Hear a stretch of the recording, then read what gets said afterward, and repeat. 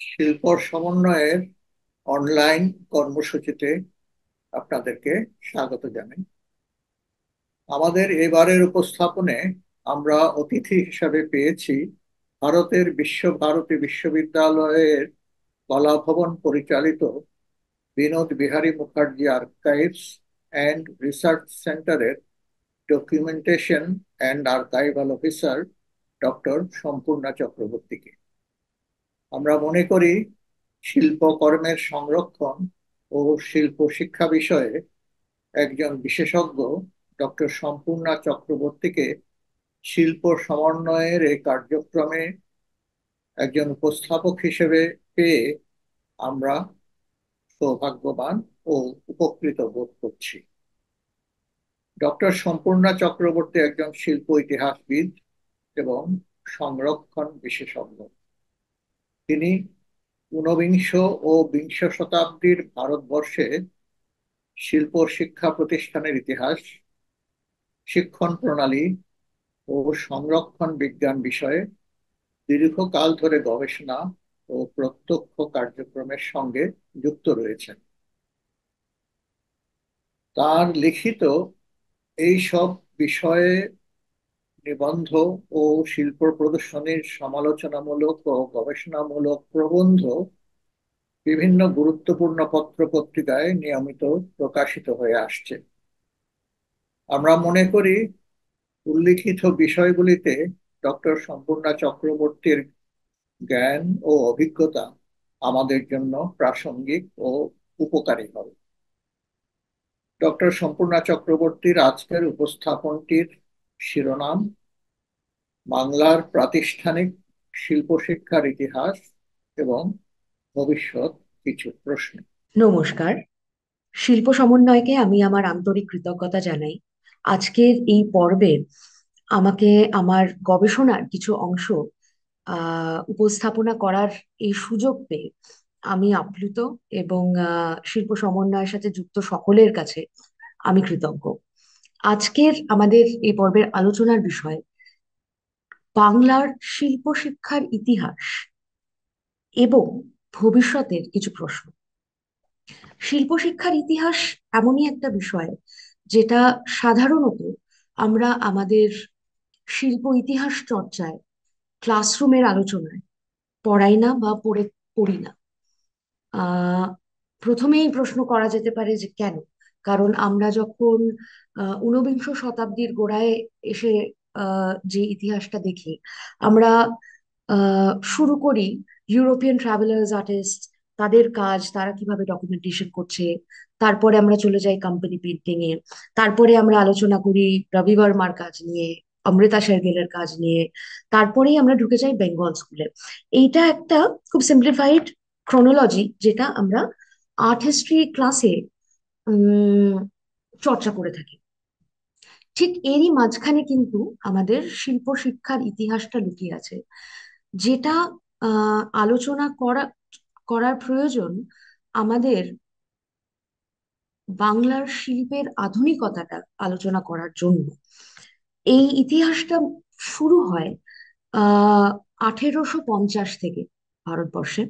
এই ইতিহাসটাকে track back এইভাবে করা যায় যে আমরা ইতিহাসটা দেখবো, এবং আজকের আলোচনাতেও আমরা এই ইতিহাসটা দেখবো 1850 থেকে 1947 1950, মোটামুটি এই সময়টা ধরে। আমি বেশি সময় না নিয়ে আজকের আলোচনায় সোজা ঢুকছি। আজকে আপনারা যারা এই উপস্থাপনাটি দেখছেন বা শুনছেন, সকলের উদ্দেশ্যেই প্রথমে বলতে চাই যে এই উপস্থাপনার মধ্যে আমরা এমন কিছু চিত্র বা আর্কাইভাল নথি, তথ্য, প্রমাণ দেখব যা আমাদের অনেকের কাছেই হয়তো খুব একটা সুপরিচিত নয়, যা আমাদের শিল্পকলার চর্চায় বা সমালোচনায় খুব একটা প্রকাশ পায় না। সেটার কারণও আজকের এই আলোচনার মধ্যে দিয়ে ধরার চেষ্টা করব, যে কেন প্রাতিষ্ঠানিক শিল্প শিক্ষার ইতিহাস নিছক নিরস এক আখ্যান নয়, এবং আমরা যারা শিল্প শিক্ষার সাথে যুক্ত, শিল্প চর্চার সাথে যুক্ত, এই আখ্যান আমরা কিন্তু পারিবারিক ইতিহাসের মতোই উত্তরাধিকার সূত্রে লাভ করেছি এবং এগিয়ে নিয়ে চলেছি। প্রথমেই দেখা যাক যে আজকের আলোচনা যখন বাংলার শিল্প ইতিহাস নিয়ে, তখন এই বাংলা বলতে আমরা কোন বাংলা বুঝছি। দক্ষিণ এশিয়াতে এই বাংলার পরিসর এবং তাৎপর্য কি ছিল।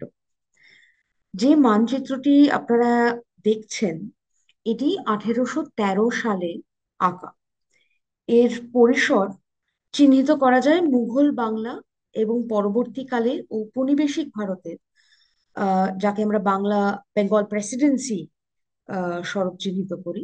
এটা সেই বাংলার মানচিত্র। মুঘল বেঙ্গলকে 16-18 সেঞ্চুরির মধ্যে বেঙ্গল সুভা বলেও উল্লেখ করা হতো।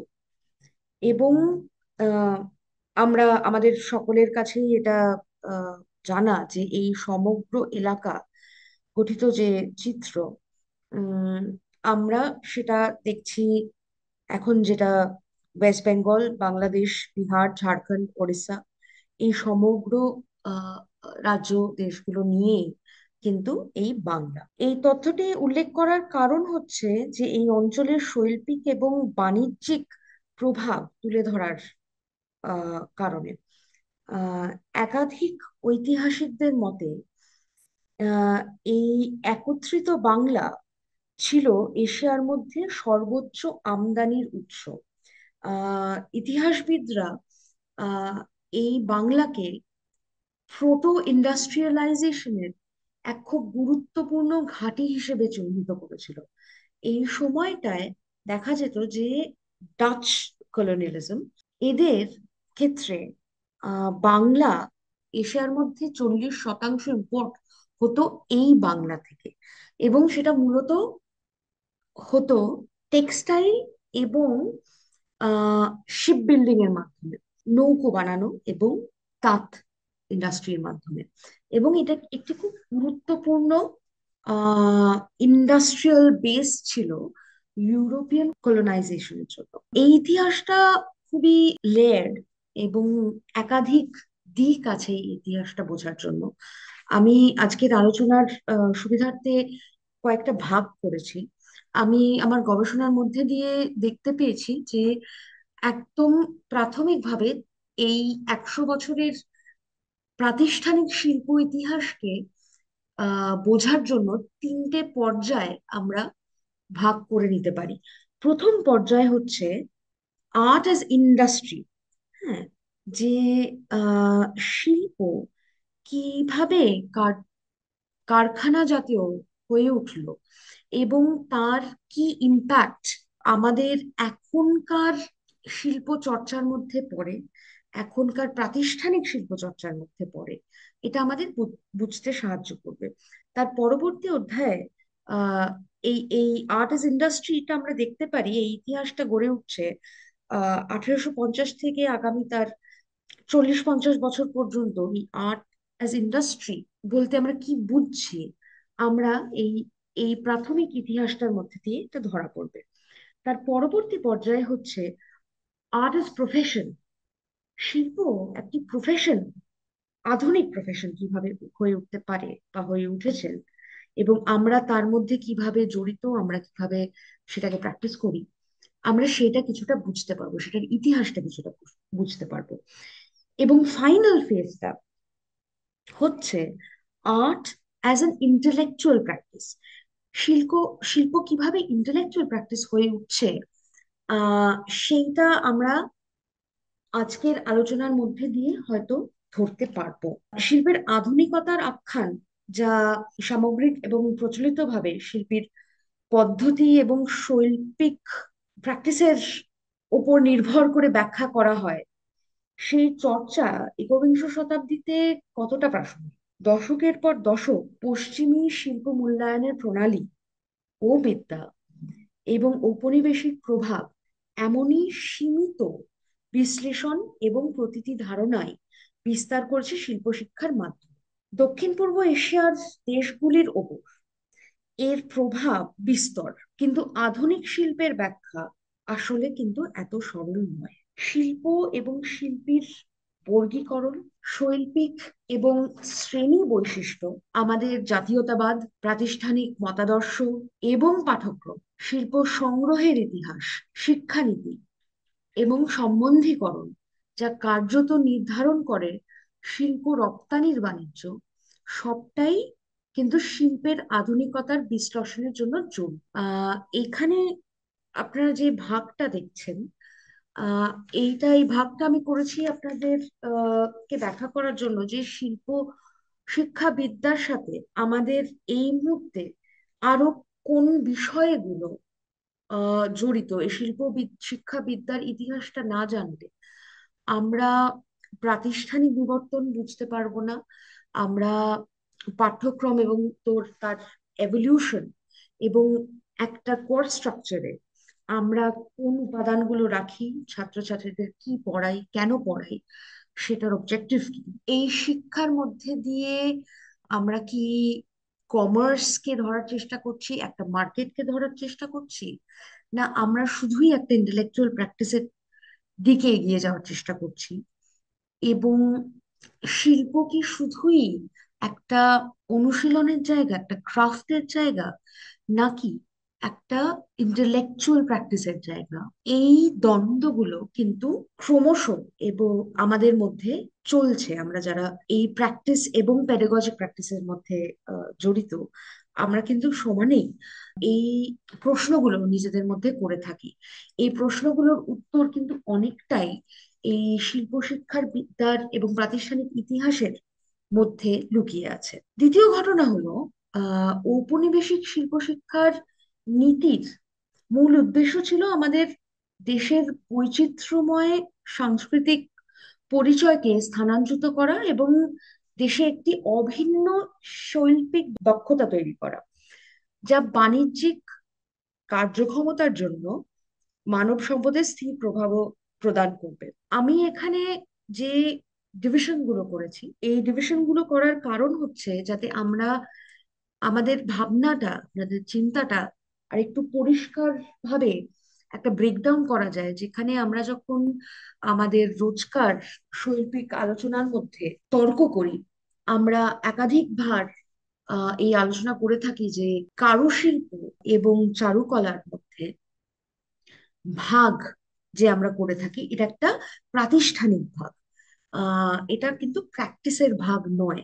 কারণ কারুশিল্পকে এমন ভাবেই একটা ইন্ডাস্ট্রিয়াল পর্যায়ে নিয়ে যাওয়া হয় বা নিয়ে যাওয়া হয়েছে ঐতিহাসিকভাবে, যে আমরা কিন্তু এই ভাগটাকে বহন করে চলেছি।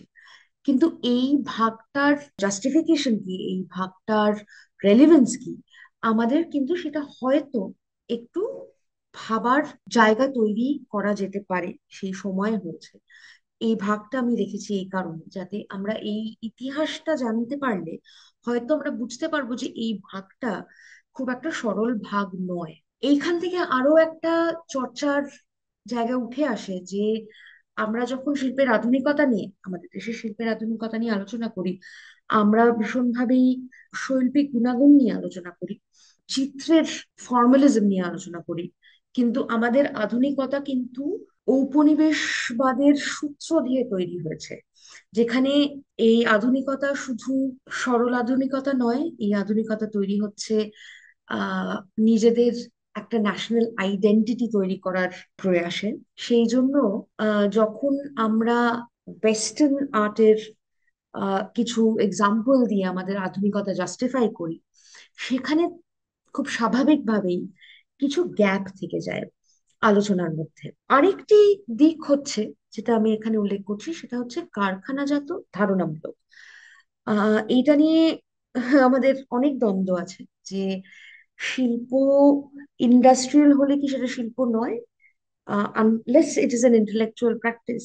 আমরা শিল্পকে কতটা ভ্যালিউ দিচ্ছি, কতটা গুরুত্ব দিচ্ছি, এবং আমরা এই ভাগটা কিভাবে করি।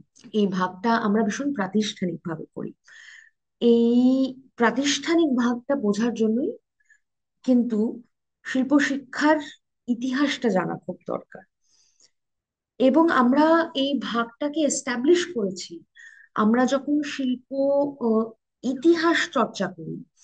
এই ইতিহাসটা চর্চা করি এই শিল্পকে অবজেক্ট হিসেবে দেখে, যেখানে আমরা একটি অবজেক্টের, আর্ট অবজেক্টের অ্যাপ্রিসিয়েশন করি, তার ফর্মালিস্টিক অ্যাপ্রোচ গুলো দেখি, ক্যারেক্টার গুলো দেখি, ফিচার গুলো দেখি, এবং সেই জায়গা থেকে আমরা একটা আইকনোগ্রাফি তৈরি করি। কিন্তু আমরা কি আমাদের সামাজিক ইতিহাস, যেখান থেকে শিল্প উঠে আসছে, সেই সামাজিক ইতিহাস বা সেই রাজনৈতিক ইতিহাস, সেইটা কতটা তুলে ধরি? আমরা খুব একটা হয়তো তুলে ধরি না, যখন আমরা একটা ফর্মালিস্টিক আর্ট অ্যাপ্রিসিয়েশনের মধ্যে দিয়ে যাই। এই ভাগগুলো করার একমাত্র কারণ হচ্ছে যে, যাতে এই আলোচনার মধ্যে দিয়ে আমি আপনাদের সবার সাথে এই চিন্তাটা ভাগ করে নিতে পারি যে শিল্প শিক্ষাবিদ্যার ইতিহাসের মধ্যে কি কি অঙ্গ জড়িয়ে আছে।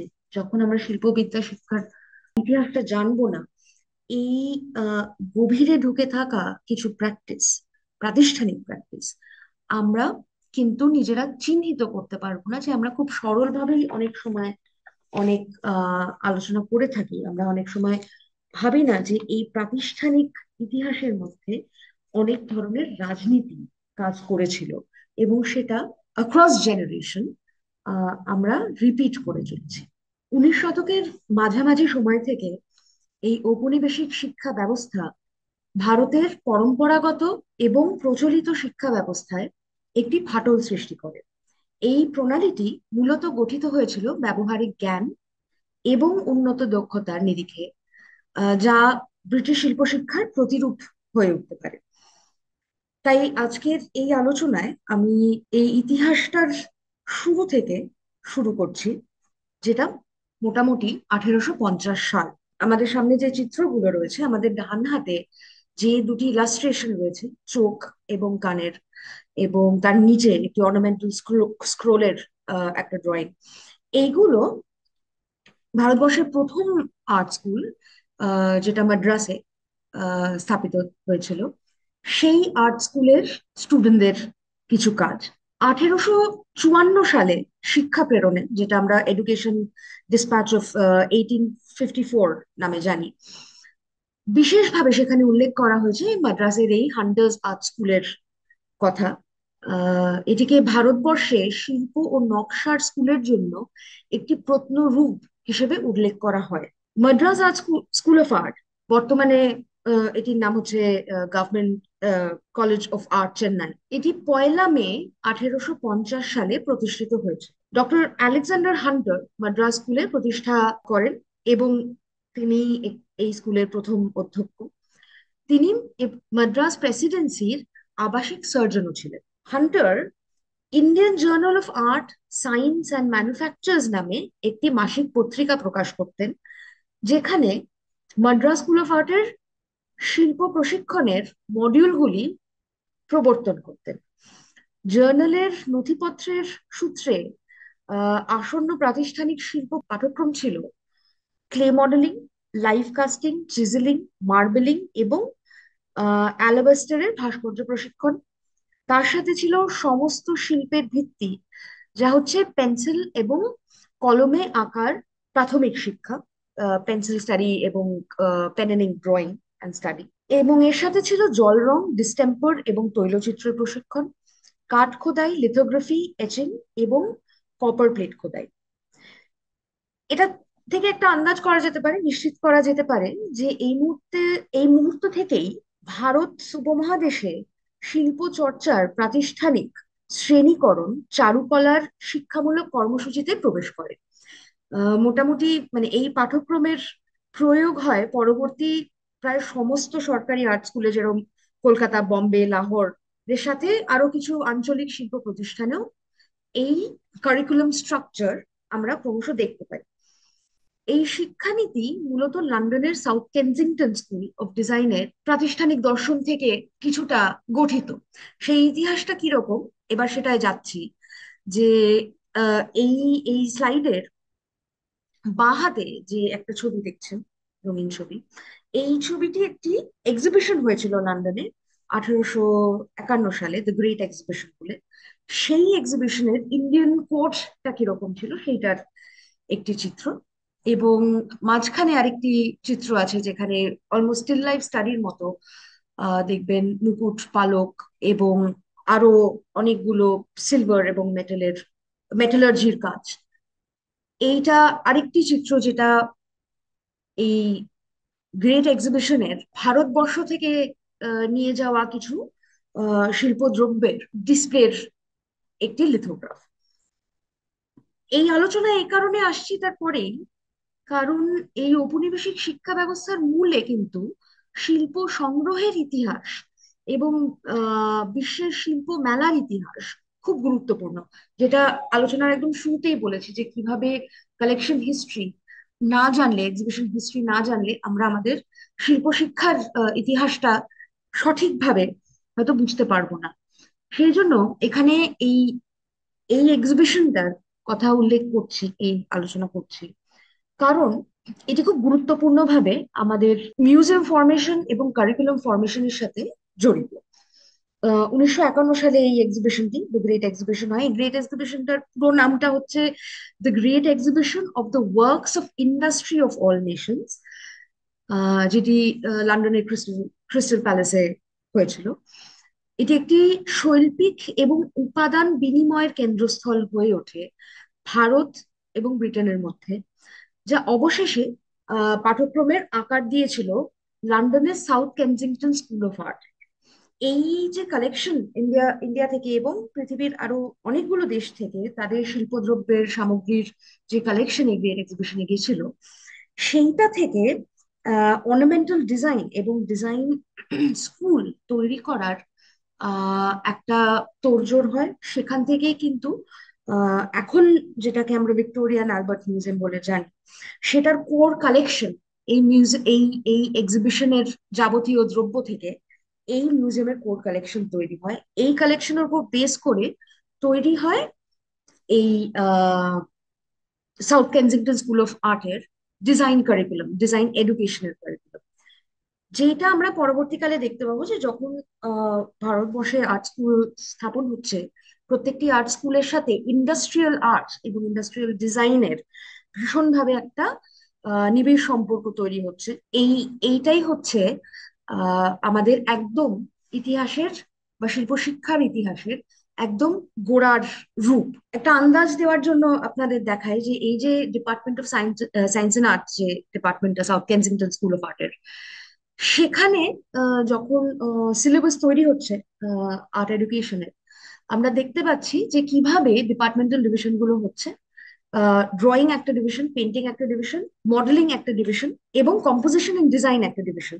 ড্রয়িং এবং পেন্টিং এর ডিভিশন গুলোর মধ্যে যে ফার্দার ডিভিশন গুলো আছে, geometrical perspective, architectural detail, outline from flat examples, outline from round examples, এই যে geometrical design, anatomy study, outline of nature study, এইগুলো আমাদের খুবই সুপরিচিত।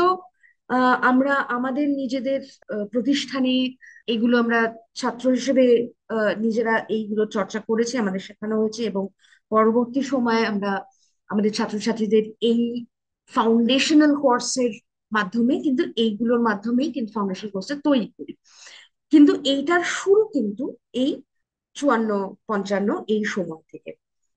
এমনই সময় 1854 সালে 16ই অগস্ট কলকাতায় চিৎপুরের গড়ানঘাটা এলাকায় স্কুল অফ ইন্ডাস্ট্রিয়াল আর্ট স্থাপিত হয়েছিল রাজা প্রতাপ চন্দ্র সিংহ এবং তার ভাই ঈশ্বরচন্দ্র সিংহ এদের দেওয়া একটি বাড়ি। এটাই কিন্তু কলকাতার যে art school, government school of art, বা আমরা যেটাকে এখন government college of art and craft হিসেবে জানি, এইটাই কিন্তু এই প্রতিষ্ঠানের শুরুর ঘটনা।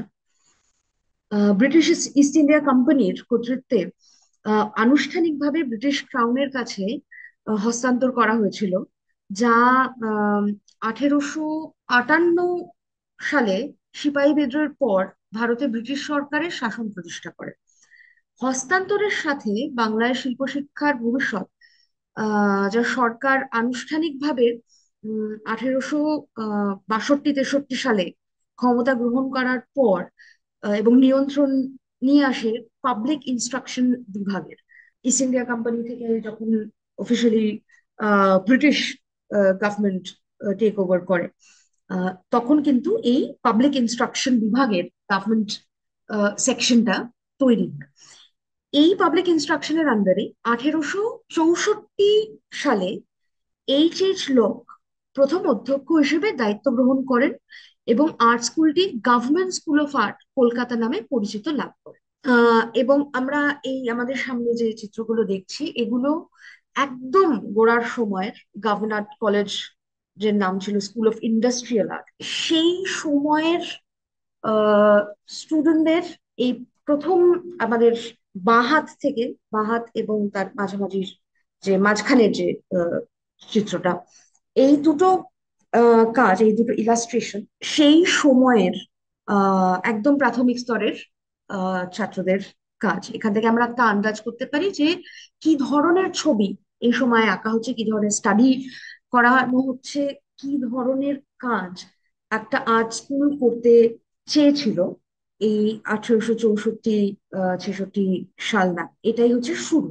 এরপর শীঘ্রই যখন এই লক যখন আর্ট কলেজ আর্ট স্কুলটি জয়েন করেন, উনি তখন সরকারের কাছে একটি বিস্তৃত পরিকল্পনা এবং দৃষ্টিভঙ্গি পেশ করেন কলকাতার স্কুল অফ আর্টের জন্য। স্কুলের প্রয়োজনীয় বিষয় বিভাগ কাঠামো মধ্যে রাখা হয়েছিল ইন্ডাস্ট্রিয়াল আর্টস এর পাঠ্যক্রম, যার মধ্যে অঙ্কন, পেন্টিং, মডেলিং, অলংকার সমৃদ্ধ ডিজাইন, আমরা যেটা বলে অর্নামেন্টাল ডিজাইন বলি, লিথোগ্রাফি, কাঠখোদাই এবং ফটোগ্রাফি অন্তর্ভুক্ত করা হয়েছিল। বিশেষত আর্ট স্কুলের বিভাগগুলির নামকরণ করা হয়েছিল মাথায় রেখে স্থপতিদের জন্য যাতে কোর্স তৈরি করা যায়, এবং তার সাথে যান্ত্রিক কাজের জন্য কিছু কোর্স। শুধু ড্রয়িং করবে না, আর্কিটেকচারাল অর্নামেন্টেশনের কাজও করবেন, তাদের কথা মাথায় রেখে। ইঞ্জিনিয়ারিং ড্রাফটসম্যানদের কথা মাথায় রেখে, এবং সাধারণ ড্রাফটসম্যানদের জন্য কোর্স, ডিজাইনারদের জন্য কোর্স, লিথোগ্রাফারদের জন্য কোর্স এবং কাঠখোদাইকারীদের জন্য কোর্স। এই ধরনের কিছু প্রফেশন তৈরি করার জন্য ভারতবর্ষে এইগুলোকে মাথায় রেখে এই প্রথম কোর্স স্ট্রাকচারটা হয় 1865 সালে গভর্নমেন্ট স্কুল অফ আর্টের জন্য। এই সময় কলকাতায় গভর্নমেন্ট স্কুল অফ আর্ট স্বীকৃত হয় একটি পাবলিক ইনস্ট্রাকশন বিভাগের বিশেষ নির্দেশনা বা স্পেশাল ইনস্ট্রাকশন স্কিমের আন্ডারে বা ক্যাটাগরির আন্ডারে, যার সাথে আইনি শিক্ষা, মেডিসিন, সিভিল ইঞ্জিনিয়ারিং, জরিপ শিক্ষা এবং উৎপাদন শিল্প অন্তর্ভুক্ত করা হয়। আমরা জানি যে কিভাবে British government primary education, secondary education, এই ভাগগুলো, কলেজিয়েট এডুকেশন এই ভাগগুলো করছে। এই ভাগগুলোর মধ্যে স্পেশাল ইনস্ট্রাকশন বলেও একটা ভাগ ছিল, যার মধ্যে মেডিসিন, ল, ইঞ্জিনিয়ারিং, সার্ভে, এই ধরনের কিছু ডিসিপ্লিনের সাথে আর্ট এবং ভিজুয়াল আর্ট স্টাডিজটাও অন্তর্ভুক্ত করেন। এবং 1875 সাল থেকে 1898 সাল এর মধ্যে একাধিক উৎপাদন শিল্পের বিদ্যালয় কিন্তু বাংলার বিভিন্ন প্রান্তে উঠে আসে। সংক্ষিপ্তভাবে, হেনরি হোভারলক, যে প্রথম প্রিন্সিপাল যিনি এই কারিকুলামটা ডিজাইন করেন, সেই কারিকুলামের উপর ভিত্তি করে সেই সময় গভর্নমেন্ট আর্ট কলেজে বেশ কিছু কমিশন কাজ, কমিশন অর্ডার নেওয়া হতো। তার মধ্যে প্রথমেই আমাদের সামনে যে চিত্রগুলি, সেটা হচ্ছে 1872 সালে ডক্টর ফ্রেয়ারের থ্যানোটোপিডিয়া অফ ইন্ডিয়া নামে একটি বই প্রকাশিত হয়। এটি ভারতবর্ষের যাবতীয় বিষাক্ত সাপের একটা রেকর্ডেড সার্ভে। এই কাজটি, যে ইলাস্ট্রেশন, সাপের অ্যানাটমিক্যাল ড্রয়িং এবং আহ, যে যাবতীয় ডিটেল আপনারা দেখছেন, এইটা সেই সময় গভর্নমেন্ট আর্ট কলেজের ছাত্ররা এই ইলাস্ট্রেশনের কাজটা করে, যার মধ্যে অন্যতম হচ্ছে অন্নদা প্রসাদ বাগচি।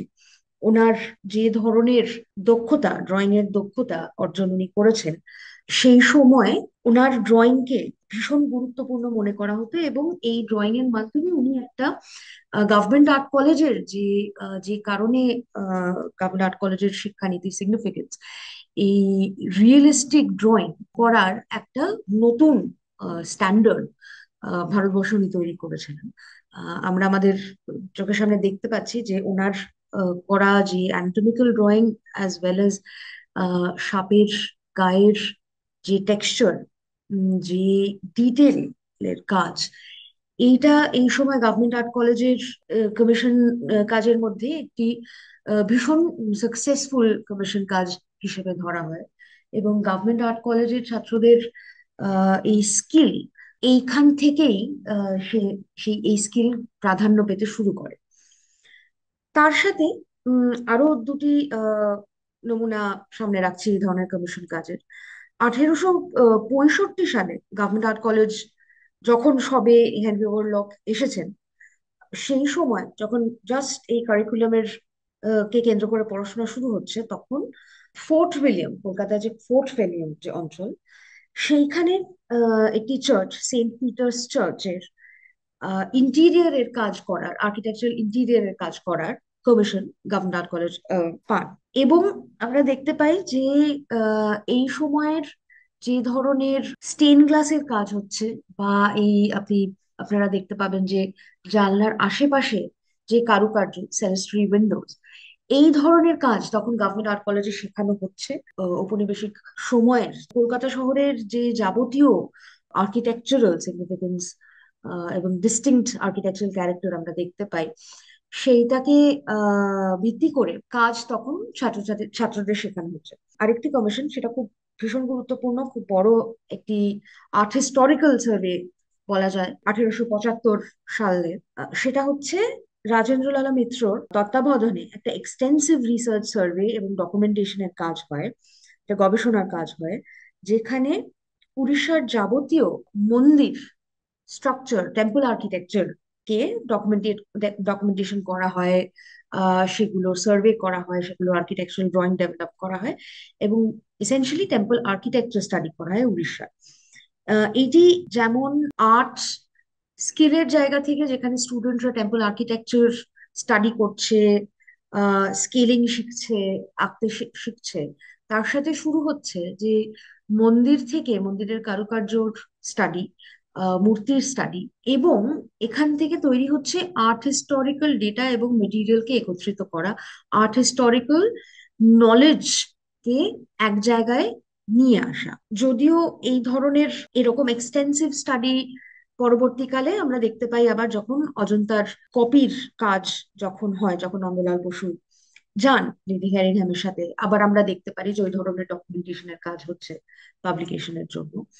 আহ এই ধরনের কাজ আস্তে আস্তে গভর্নমেন্ট আর্ট কলেজের একদম গোড়ার সময়ের curriculum to enhance skill in draftsmanship, এই সময়ের কাজের মধ্যে থেকে আমরা চোখের সামনে দেখতে পাচ্ছি।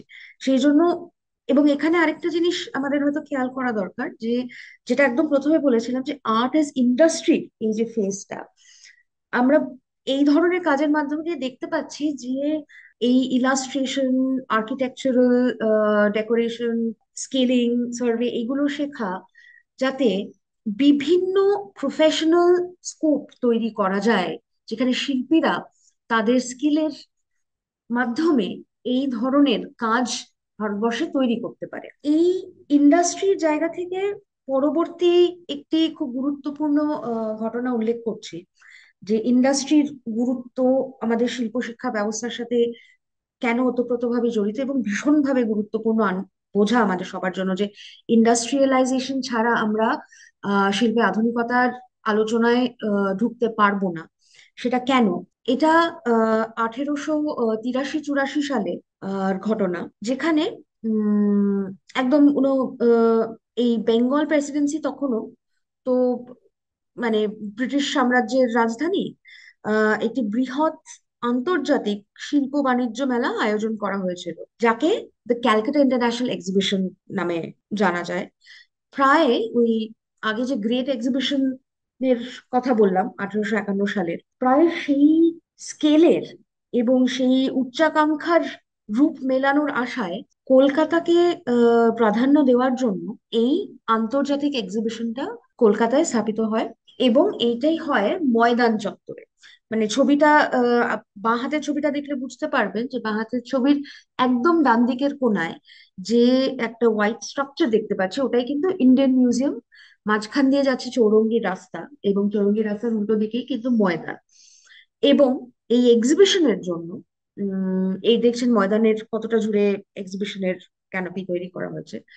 এবং ইন্ডিয়ান মিউজিয়ামকে এই লার্জার ফেয়ার গ্রাউন্ডের সাথে যুক্ত করার জন্য মাঝখানে ওই ব্রিজটা তৈরি হয়েছে রাস্তার উপর দিয়ে। এখানে আরেকটা জিনিস উল্লেখ করা উচিত যে কলকাতা যে যা ক্রমশ শহর হয়ে উঠছে এই সময়, এই উদ্যোগের মাধ্যমে তাকে মহানগর হিসেবে প্রতিষ্ঠান করা প্রধান একটি মূল উদ্দেশ্য ছিল। আরেকটি মূল উদ্দেশ্য ছিল ব্যবহারিক এবং আহ প্রাচীন দ্রব্য এবং আঞ্চলিক কারুশিল্পের সম্ভারকে, বা আমরা যেগুলোকে কালচারাল কমোডিটি, সেইগুলোর জন্য বাংলা এবং ভারতবর্ষের আমদানি এবং রপ্তানির যে বাজার, সেটা গোটা বিশ্বের সামনে তুলে ধরা। আমরা সকলেই জানি যে মানে ঔপনিবেশিকতার প্রধান লক্ষ্যর মধ্যে একটি ছিল হচ্ছে ট্রেড। যদিও এই এক্সিবিশন, এই ইন্টারন্যাশনাল এক্সিবিশনের মধ্যে মানে ব্যবসা বাণিজ্যর তা ঠিক ফলপ্রসূ হয়নি, যেটা গ্রেট এক্সিবিশন অফ 1851 এর ক্ষেত্রে হয়েছিল, কিন্তু ভারতবর্ষে প্রথম এমন বৃহত্তর আকারে প্রদর্শনী দেখার সুযোগ করে দেওয়া হয়েছিল জনসাধারণের জন্য।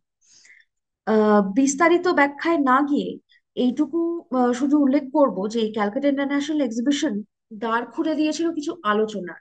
সেটা হচ্ছে ভারতবর্ষে, এবং যেহেতু ভারতবর্ষে প্রথম এরকম বড় একটি এক্সিবিশন হচ্ছিল, ভারতবর্ষের মানুষ এবং যারা শিল্প সামগ্রীর নিয়ে উৎসাহী, যারা এটা নিয়ে কাজ করেন, বিভিন্ন ভাবে কালেক্ট করেন, এই collection history, exhibition history, display কিভাবে হয়, কিভাবে বিভিন্ন দেশের প্যাভিলিয়ন তৈরি করা হয়, এই ডিসপ্লে হিস্ট্রির একটা খুব গুরুত্বপূর্ণ মুহূর্ত শুরু হচ্ছে, একটি ইতিহাস শুরু হচ্ছে এই ক্যালকাটা ইন্টারন্যাশনাল এক্সিবিশন দিয়ে। আমরা এখন একাধিক আর্ট ফেয়ার, বিয়েনালে এটসেট্রা এই ধরনের ফরম্যাটে আমরা আমাদের কাজ প্রদর্শন করে থাকি, দেখে থাকি, কিন্তু আহ এই যে শিল্পের সাথে বাণিজ্যের যোগ, এবং সেগুলোর যে একদম গোড়ার দিকের ইতিহাস, সেগুলো কেন হচ্ছে, কিভাবে এক দেশের সাথে আরেক দেশের সম্পর্ক তৈরি হচ্ছে, কিভাবে আমদানি রপ্তানি হচ্ছে, আহ এই ইতিহাস নিয়ে যারা পড়াশোনা করেন, যারা মিউজিওলজি নিয়ে আগ্রহী, পড়াশোনা করেন, এবং লাইফ অফ অবজেক্ট নিয়ে যারা কাজ করে, তাদের জন্য এই ইতিহাসের জায়গা থেকে শুরু করার খুব প্রয়োজন।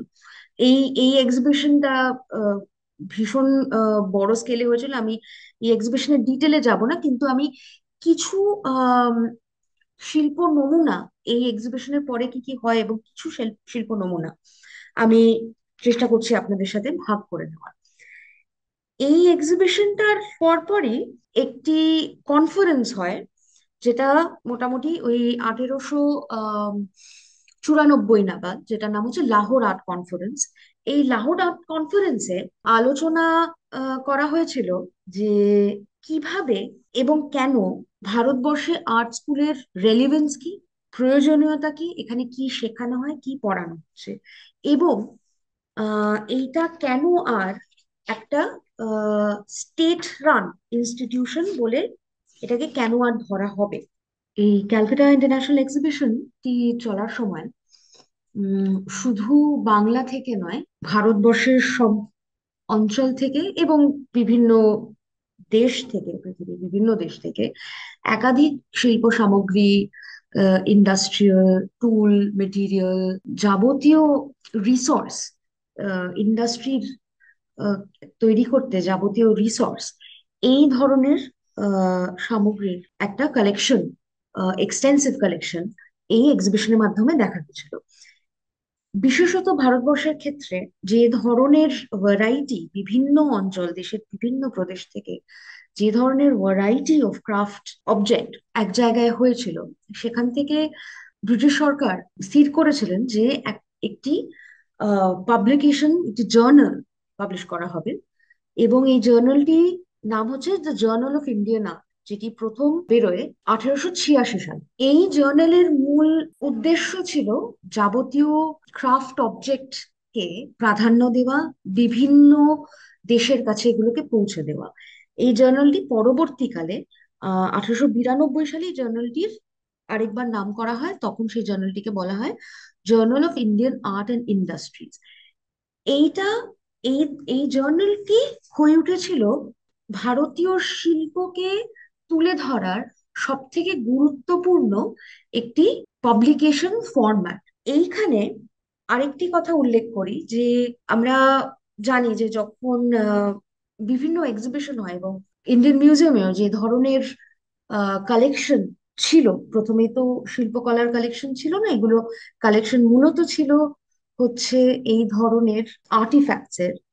এবং সেখানে আমরা জানি যে ইন্ডিয়ান মিউজিয়ামের খুব গুরুত্বপূর্ণ পদে টিএন মুখার্জি ছিলেন, যিনি এইটার একটা খুব এক্সটেন্সিভ ক্যাটালগিং করেছিলেন। সেটা হচ্ছে আর্ট ম্যানুফ্যাকচারার্স অফ ইন্ডিয়া। এই ধরনের পাবলিকেশনের মাধ্যম দিয়ে আমরা কিছুটা আন্দাজ করতে পারি যে শিল্প শিক্ষার ইতিহাসে এবং প্রাতিষ্ঠানিক ইতিহাসে কিভাবে ইন্ডাস্ট্রি ছিল শিল্পকে বোঝার এবং চর্চা করার প্রধান ইন্টারেস্টের জায়গা। ঠিক এই সময় একটি কনফারেন্স হয়, যেটাকে আমরা লাহোর আর্ট কনফারেন্স নামে জানি। খুব গুরুত্বপূর্ণ কনফারেন্স হয়, কারণ দেখা যায় যে আমাদের যে ব্রিটিশ গভর্নমেন্টের যে এডুকেশন পলিসি, সেই পলিসির ওপর যে অবজেক্টিভ, সেই পলিসিগুলোর সেখানে মূল অবজেক্টিভ হচ্ছে যে কতটা প্র্যাকটিক্যাল এডুকেশন এই এডুকেশন সিস্টেম দিতে পারছে, যেখানে স্কিল্ড লেবার এবং স্কিল্ড ওয়ার্কফোর্স তৈরি করা যাচ্ছে, বিভিন্ন কর্মক্ষেত্র কর্মসংস্থান তৈরি করা যাচ্ছে। সেটা আদৌ হচ্ছে কিনা সেটার জন্য একটি কনফারেন্স করা হয় 1894 সালে। এবং এই কনফারেন্সটি শুরু এবং শেষ শুধু কনফারেন্সের আলোচনার মধ্যে দিয়ে নয়, এটার মধ্যে একটা বৃহত্তর সার্ভে করা হয়েছিল পুরো ভারতবর্ষ জুড়ে, এবং প্রত্যেকটা যে চারটে মূল আর্ট ইনস্টিটিউশন, কলকাতা, বম্বে, লাহোর এবং এবং মাদ্রাসের একটা এক্সটেন্সিভ সার্ভে করে দেখা হয়েছিল যে আদৌ এই আর্ট স্কুলগুলো এডুকেশন পলিসি অনুযায়ী শিক্ষা প্রদান করতে পারছে কিনা। এই কনফারেন্সের মূল এজেন্ডাগুলো হচ্ছে ভারতবর্ষের গভর্নমেন্ট আর্ট স্কুলগুলিতে কি ধরনের কাজ হবে তার একটা পূর্ণ চিত্র পাওয়া। যে কারণে 1992 93 থেকে 96 পর্যন্ত এই সার্ভে এবং কনফারেন্স প্রসেসটা চলেছিল।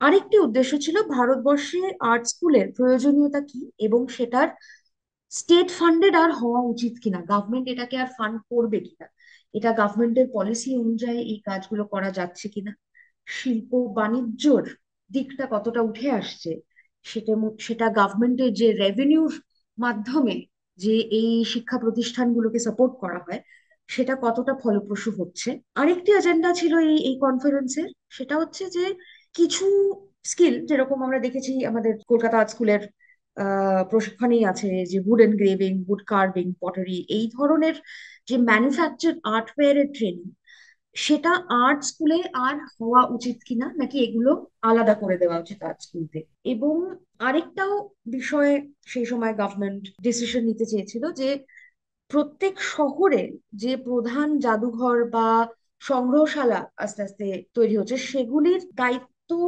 আর্ট স্কুলের টিচারদের এবং আর্ট স্কুলের প্রিন্সিপালদের নেওয়া উচিত কিনা।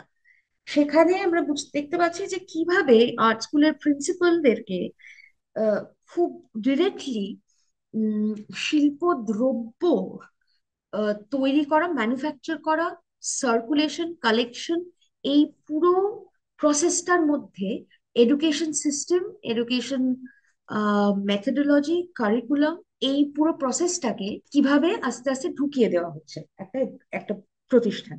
এই কনফারেন্সের মাধ্যমে স্থির করা হয় পুরো সার্ভের পরে যে ডিস্ট্রিক্ট লেভেলে যে লোকাল স্মল ইন্ডাস্ট্রিজ বা লোকাল মিউজিয়াম বা শোরুম স্থাপন করা হবে, যাতে প্রত্যেক প্রভিন্সের লোকাল ক্রাফটকে তুলে ধরা যায়। এই কনফারেন্সের সময়ও দেখা যায় যে বাংলায় তাঁত এবং শোলার কাজ ছাড়া আর তেমন কোনো স্মল স্কেল ইন্ডাস্ট্রি বা শোরুম তৈরি করা যাচ্ছে না, যে আকারে অন্য প্রদেশগুলিতে করা সম্ভব হচ্ছে।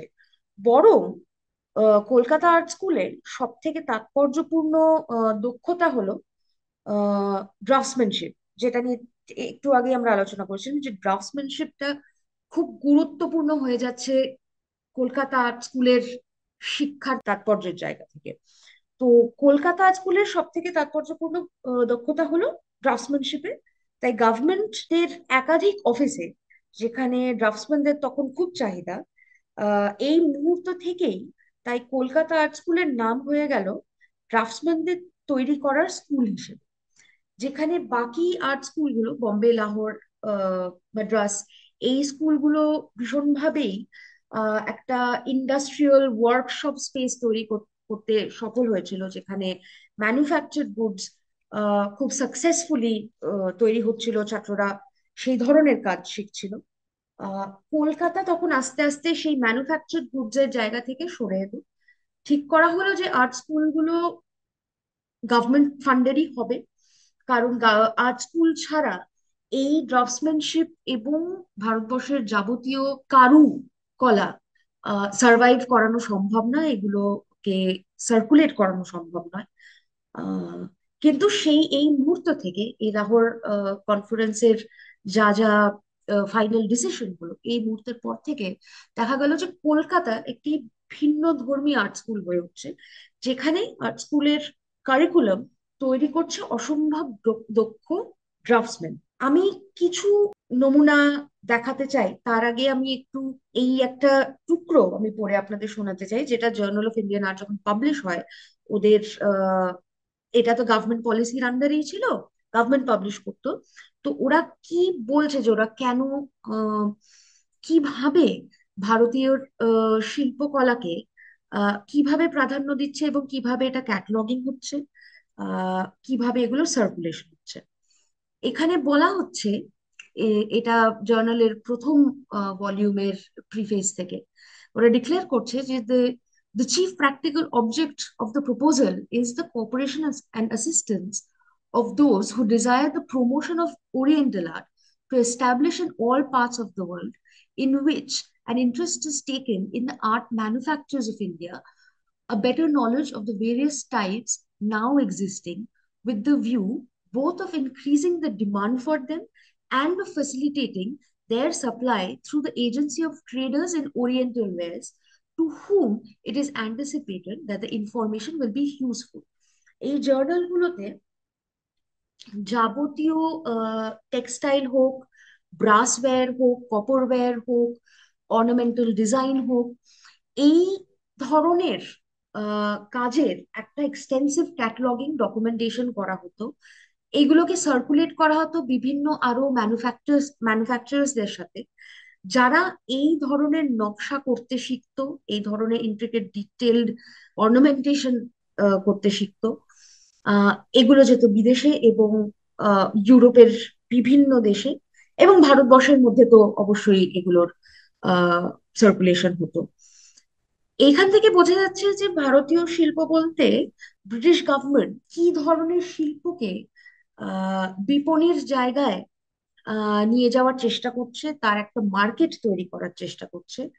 এবং আমরা এখন যেগুলো স্মল স্কেল ইন্ডাস্ট্রি, আঞ্চলিক মিউজিয়াম দেখি, যেভাবে শিল্পদ্রব্য, গয়না, পোশাক ইত্যাদি ডিসপ্লে করা থাকে, এইগুলোর পেছনে ঔপনিবেশিকতার যে কাঠামো এবং তার যে আহ দৃষ্টিভঙ্গি, এটা এখনো ভীষণভাবে আমাদের প্রাতিষ্ঠানিক মিউজিয়াম গুলোর মধ্যে আমরা এখনো সেটাই খুঁজে পাই। That is the classification, that is the structure. এই কিছুদিন আগেই চারুকলার শিল্পমেলা এবং জনল উৎসবে গিয়ে মোহাম্মদ মানিক সরকারের সাথে আলাপ হয়, যিনি অনেক প্রজন্ম ধরে এই ধরনের ব্রাসওয়্যার, মেটালার্জির কাজ করছেন, ব্রাসওয়্যারের কাজ করছেন।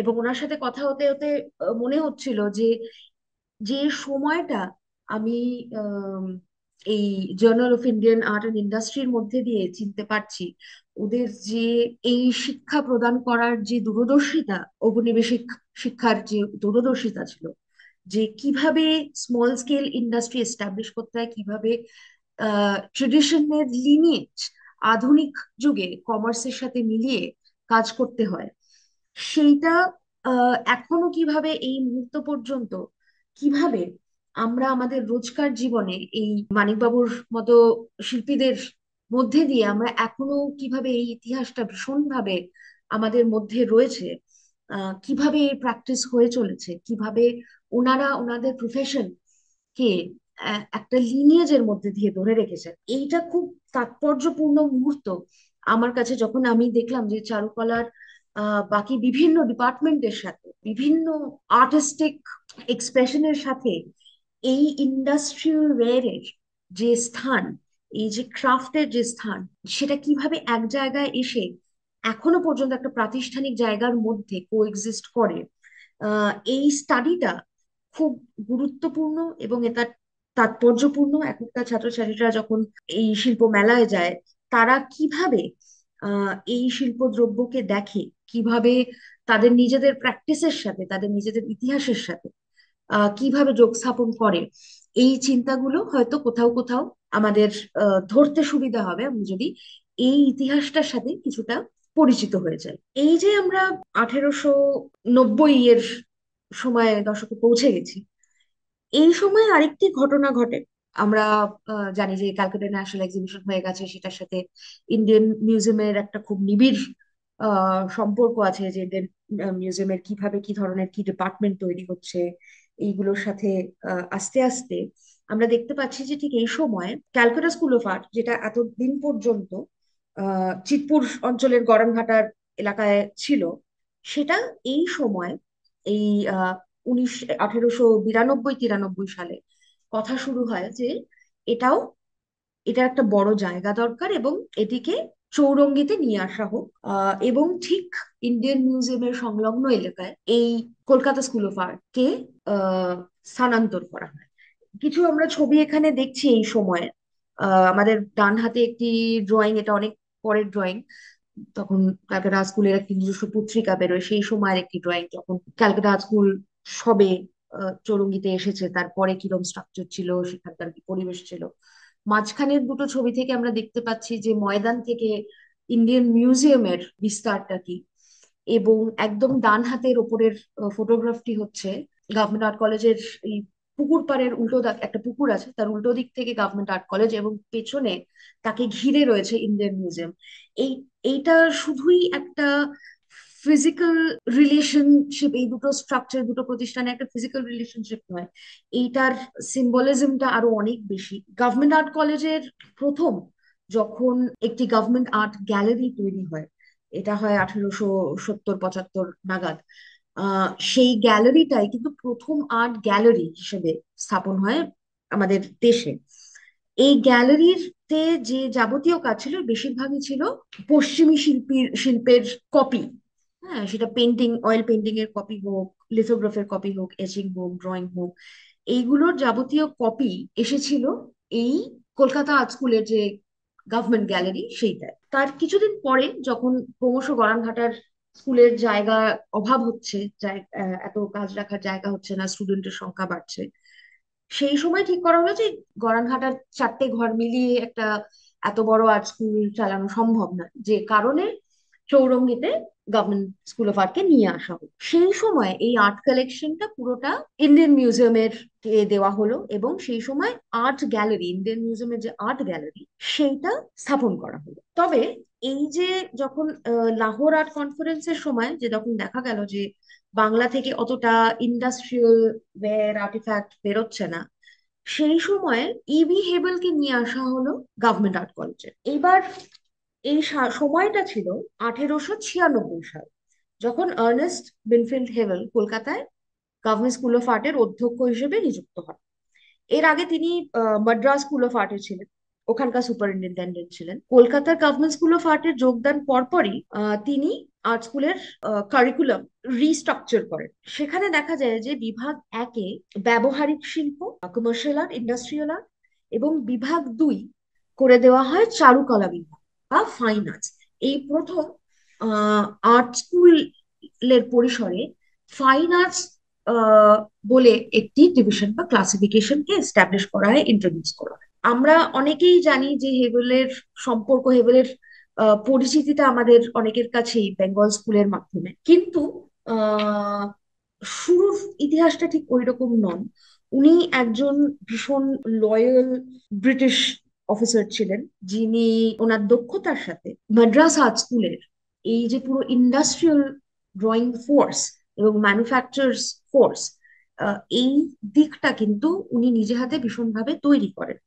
এবং উনি বিশ্বাস করতেন যে ব্রিটিশ এডুকেশন পলিসি যা যে যে জিনিসগুলোকে প্রাধান্য দিচ্ছে, উনি সেটা করতে সক্ষম। এবং ওনার সেই সফলতাতেই ব্রিটিশ গভর্নমেন্ট ডিসাইড করে যে ঠিক আছে, কলকাতা আর্ট স্কুলটা একটু দুর্বল, একে আরেকটু ইন্ডাস্ট্রিয়াল, ঠিক আছে ড্রাফটসম্যানশিপ ওরা ড্রাফটসম্যান তৈরি করছে, খুব ভালো কথা, কিন্তু এই ইন্ডাস্ট্রিয়াল আর্টের জায়গাটা আরেকটু পুশ করা দরকার।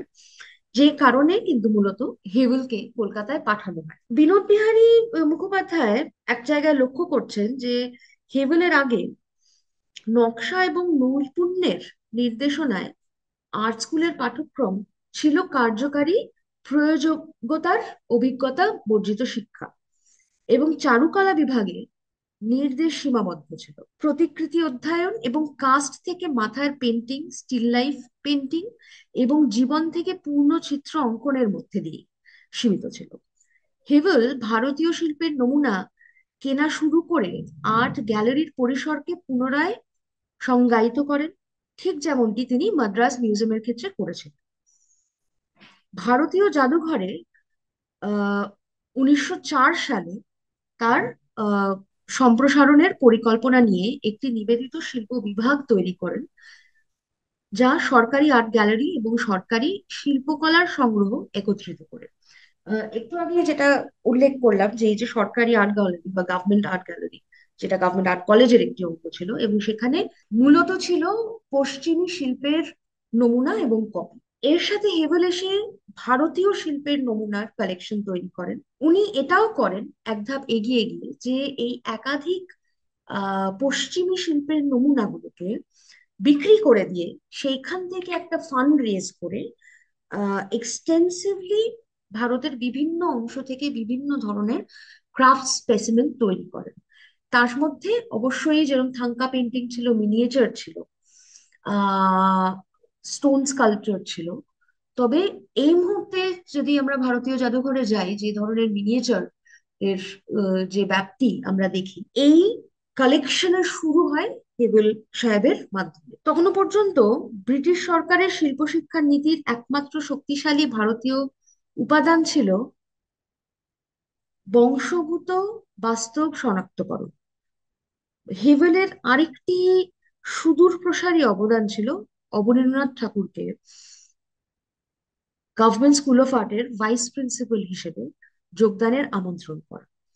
প্রাতিষ্ঠানিক পরিধির মধ্যে বাংলার শিল্পীদের শিল্প শিক্ষার শিক্ষকের স্থান তৈরি করার প্রথম পদক্ষেপ নিয়েছিলেন লালা ঈশ্বরী প্রসাদ এবং অবনীন্দ্রনাথ ঠাকুরের মতো ব্যক্তিদের শিল্প শিক্ষা ব্যবস্থার মধ্যে অন্তর্ভুক্ত করে। আমরা যখন বেঙ্গল স্কুলের স্টাইল নিয়ে আলোচনা করি, বেঙ্গল স্কুলের ইতিহাস নিয়ে আলোচনা করি, আবার আমরা ফিরে যাই তার ভাব সাদৃশ্য, স্টাইলিস্টিক এবং ফর্মাল অ্যাসপেক্ট, কম্পোজিশন, সাবজেক্ট, এবং সেইখানে কিভাবে ওরিয়েন্টালিজম আসছে, কিভাবে ইন্ডিয়ান মাইথোলজি এবং ইন্ডিয়ান ফিলোসফিকে রিইন্ট্রোডিউস করা হচ্ছে এই বিশ্লেষণে।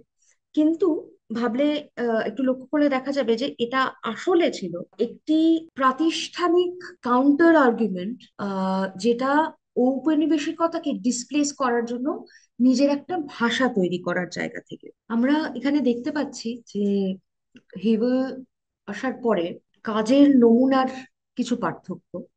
যেরকম আগের স্লাইডে যেরকম দেখেছিলাম যে এই ক্লাস ওয়ার্কে ইউরোপিয়ান স্কাল্পচারাল হেডের স্টাডি, হেভেলের পরে দেখা যাচ্ছে কিছু স্পেসিমেন, ক্লাস ওয়ার্ক স্পেসিমেন, যেখানে ভারতীয় চিত্র এবং ভারতীয় মডেল দেরকে স্টাডি করা হচ্ছে। খুব সাধারণভাবে বলতে গেলে ইউরোপিয়ান যে মডেল স্টাডি, সেইটা রিপ্লেস করা হচ্ছে ভারতীয় সাবজেক্ট ম্যাটার দিয়ে, কিন্তু তার পদ্ধতি পাল্টানো হচ্ছে না। যখন অবনীন্দ্রনাথ ঠাকুর কলকাতা স্কুল অফ আর্ট এর ভাইস প্রিন্সিপাল হিসেবে যোগ দেন, তিনি তার মেয়াদের প্রায় 3 বছর ধরে ভারপ্রাপ্ত অধ্যক্ষের পদে দায়িত্ব পালন করেন। কারণ ইভি হেভেল তখন বেশ অনেক বছরের জন্য সেই ভার নিতে পারেননি, সেই দায়িত্ব নিতে পারেননি, এবং ফাইনালি ওনাকে রিটায়ার করতে বলা হয়। জানা যায় যে শারীরিক কারণের জন্য ওনাকে রিটায়ার করতে হচ্ছে। এই সময় অবনীন্দ্রনাথ অনেকটা সময় ভাইস প্রিন্সিপাল থাকা সত্ত্বেও ওনাকে প্রিন্সিপালের দায়িত্ব নিতে হয়। তিনি আর্ট স্কুলের আহ, মূল শিক্ষাগত সমস্যা চিহ্নিত করে সেই শূন্যস্থান পূরণের জন্য প্রয়োজনীয় পদক্ষেপ নেন। নিজের ব্যক্তিগত শৈল্পিক প্রতিধ্বনি এবং দেশের দৃষ্টিলব্ধ অনুপ্রেরণা খোঁজার যে যাত্রা, সেটি মুঘল এবং ফার্সি মিনিয়েচারের শৈল্পিক নমুনার ক্লাস লেকচারের মাধ্যমে প্রবর্তিত করেন, যে এই কালেকশনটা ইবি হেভেল ইন্ডিয়ান মিউজিয়ামে নিয়ে আসে। এই যে বেঙ্গল স্টাইল আর্ট স্কুলের বাকি প্রোগ্রামের বিপরীতে প্রাতিষ্ঠানিক শিল্প আন্দোলনের এক নতুন ধারার বাহক হিসেবে চিহ্নিত করে ভারতীয় চিত্রকলার যে জাতীয়তাবাদ এবং আধুনিকতা। এখানে মনে রাখতে হবে যে বেঙ্গল স্কুলের শৈলীর চর্চা একমাত্র কিন্তু ভারতীয় শিল্পের পুনর্গঠনের আখ্যান নয়। এই আন্দোলন ছিল কিন্তু প্রাতিষ্ঠানিক শিক্ষানীতিরও আন্দোলন। এই ছবিতে আমরা দেখতে পাচ্ছি অবনীন্দ্রনাথ এবং তার প্রথম ব্যাচের স্টুডেন্টদের সাথে, এবং আমাদের বাঁ হাতে কিছু ক্লাস ওয়ার্ক, নন্দলাল বোসের একদম ফার্স্ট ইয়ার সেকেন্ড ইয়ারের কিছু ক্লাস ওয়ার্ক এবং কি ধরনের চিত্র তিনি তৈরি করছেন, যেটা এর আগের আমরা যে ধরনের ক্লাস ওয়ার্ক দেখছি, যে ড্রয়িং এর নমুনা দেখছি স্টুডেন্টদের, তার থেকে অনেকটা সরে এসে অবনীন্দ্রনাথের এই অবদান শুধু যে ইন্ডিয়ান পেন্টিং এর একটা ধারা, একটা আধুনিক ধারাকে তৈরি করা, শুধু সেটা নয়, এখানে আরেকটি খুব গুরুত্বপূর্ণ ঘটনা আছে। সেটা হচ্ছে, যেহেতু অবনীন্দ্রনাথ প্রথম একজন শিল্প শিক্ষক যিনি শিল্প শিক্ষার বাইরেও শিল্পী হয়ে ওঠেন, আমরা এর আগে এমন কোনো ওনার মাপের এমন কাউকে পাই না যেটা অবনীন্দ্রনাথের হাত ধরে শুরু হয়। এবং এইটা নিয়ে হাউস অফ কমন্সেও একাধিক তর্ক আলোচনা বিতর্ক হয় যে অবনীন্দ্রনাথ বলেছিলেন যে আমি যে এত বছর ধরে অধ্যক্ষের পদে কাজ করে চলেছি অ্যাজ অ্যাক্টিং প্রিন্সিপাল, আমার তো স্যালারি খুবই কম। তো নয় আমার স্যালারি বাড়ানো হোক, আমি যে পদ গ্রহণ করেছি সেই পদের যা ন্যায্য স্যালারি, কারণ স্বাভাবিকভাবেই এবং যেটা নিয়ম অনুযায়ী হয়ে এসছে সেটা হচ্ছে যে ভারতীয়দের বেতন ইউরোপীয়দের থেকে 10 ভাগের 1 ভাগ। উনি দাবি করেছিলেন যে নয় আমাকে আমার ন্যায্য পাওনা দেওয়া হোক, নয় আমাকে রিজাইন করতে করার অনুমতি দেওয়া হোক। এই নিয়ে হাউস অফ কমন্সে পার্লামেন্টে একাধিক আলোচনা হয়, যেখানে এটা স্বীকার করা হয় যে যখন এই বেঙ্গল স্কুল, যেটাকে নিউ ক্যালকাটা স্কুল বলা হতো বা নিউ স্কুল অফ ইন্ডিয়ান পেন্টিংও বলা হতো, সেটির যখন ভিক্টোরিয়ান অ্যালবার্ট মিউজিয়ামে প্রথম প্রদর্শনী হয় পুরো বেঙ্গল স্কুলের একত্রিত সে সময় কাজ নিয়ে, তখন ব্রিটিশ সরকারের অ্যাটেনশনে ওরা আসে এবং দেখা যায় যে শিল্পী বলে যে একটা সামাজিক প্রতিষ্ঠান, যে শিল্পী কারা এবং শিল্পী কে এবং তার চর্চা কি, তার নিজস্ব শৈল্পিক ভাষা কি, এই প্রতিষ্ঠানটা যখন হয়, তখন ব্রিটিশ সরকার অবজারভেশন নিয়ে আসেন যে অবনীন্দ্রনাথের মতো একজন গুরুত্বপূর্ণ আধুনিক ভারতীয় শিল্পীকে প্রাধান্য দেওয়া উচিত, এবং সেই জন্য তার যে পদ উনি গ্রহণ করে রয়েছেন গভর্নমেন্ট স্কুল অফ আর্টে, তার পদোন্নতি হওয়া উচিত এবং স্যালারি, তার বেতন বাড়া উচিত। কিন্তু এই তর্ক ঝগড়া প্রায় 5 বছর ধরে, 1910 থেকে 1915 পর্যন্ত চলে। যখন অবনীন্দ্রনাথ বলে যে আহ, এই তর্ক অনেক হলো, আমি এবার এই প্রাতিষ্ঠানিক ব্যবস্থার বাইরে গিয়ে নিজের কাজ করতে চাই, এবং তখন উনি রেজিগনেশন জমা দেন। এই আমাদের ডান হাতে যেটা আমরা দেখতে পাচ্ছি সেটা হচ্ছে সেই সেই পার্লামেন্টারি আলোচনার একটি দলিল, একটি আর্কাইভাল নথি। কিন্তু এই সময় থেকেই গভর্নমেন্টের মধ্যে আলোচনা চলে যে ভারতীয় শিল্প শিক্ষা প্রতিষ্ঠানে ভারতীয় শিল্পীদের মাস্টার মশাই হয়ে যোগদান করা উচিত। এতে ভারতীয় স্টুডেন্টরা তাদের নিজেদের দেশের শিল্প, আহ, তাদের নিজেদের দেশের কালচারাল স্টাডিজে অনেক বেশি ইনভলভ হতে পারছে।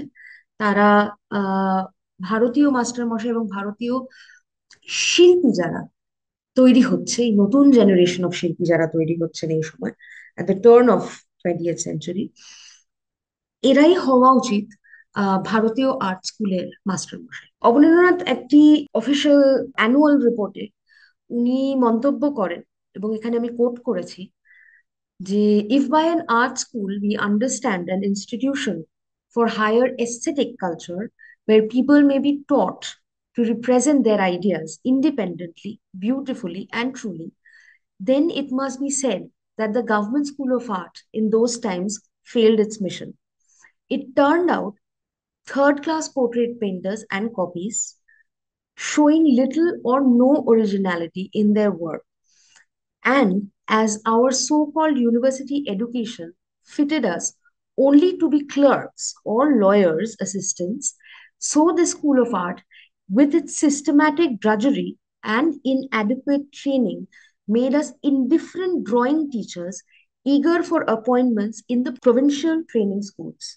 In fact, this School of Art neither fulfilled the condition of a truly industrial establishment nor did it do much towards improving the fine arts of the country. এই কোর্সটি এমন একটি মুহূর্ত সৃষ্টি করছে যেখানে আমরা যে প্রাথমিক আলোচনা করেছিলাম যে art as an intellectual practice কোন পর্যায় থেকে কোন এই ইতিহাসের কোন পর্যায় থেকে লক্ষ্য করতে পারি আমরা। আমার মনে হয় এই কোর্সটির মুহূর্ত এই অবনীন্দ্রনাথ যে ধরিয়ে দিচ্ছেন যে আর্ট স্কুলগুলোর, গভর্নমেন্ট আর্ট স্কুলগুলোর লক্ষ্য কি হওয়া উচিত, এবং শিক্ষা নীতির লক্ষ্য কি হওয়া উচিত, কারিকুলাম এবং পেডাগজির ফোকাস অবজেক্টিভ কি হওয়া উচিত, এবং আর্ট স্কুল কি অ্যাচিভ করছে, স্টুডেন্টদেরকে কি শেখানো হচ্ছে, এবং আমরা কোন পর্যায়ে রয়েছি, আমরা কিসের জন্য আর্ট স্কুলে পড়াশোনা করছি, কি শিক্ষা লাভের জন্য। এই জায়গাটা ভীষণ পরিষ্কার, খুব স্পষ্ট ভাষায় অবনীন্দ্রনাথ এই মুহূর্ত থেকে আমাদের ধরিয়ে দিয়েছিলেন। তার গভর্নমেন্ট স্কুল অফ আর্টের একাধিক শিক্ষার্থী আর্ট স্কুল থেকে বেরিয়ে এসে নিজেদের শিল্প প্রতিষ্ঠান গড়ে তুলেছিলেন। গভর্নমেন্ট স্কুল অফ আর্টস কলকাতার তৃতীয় বর্ষের ছাত্র রণদা প্রসাদ গুপ্ত 1905 সালে কলকাতার বৈঠকখানা স্ট্রিটে জুবলি আর্ট একাডেমি নামক একটি আর্ট স্কুল প্রতিষ্ঠা করেন। হেভেলের যে ফাইন আর্টস এর যে ভারতীয়করণ, ফাইন আর্টস এর যে একটা ডিভিশন তৈরি করেছে, প্রাতিষ্ঠানিকভাবে শিল্পে এবং শিল্প শিক্ষায় ভারতীয়করণের যে প্রচেষ্টা, তার বিরুদ্ধে প্রতিরোধ প্রদর্শনের জন্য অন্যান্য ছাত্রদের সাথে নিয়ে এই স্কুল প্রণতা প্রসাদ গুপ্ত আরম্ভ করেন। একই প্রতিবাদ হেমেন মজুমদারও দেখিয়েছিলেন যখন তিনি কলকাতা আর্ট স্কুলে যোগ দেন 1911 সালে।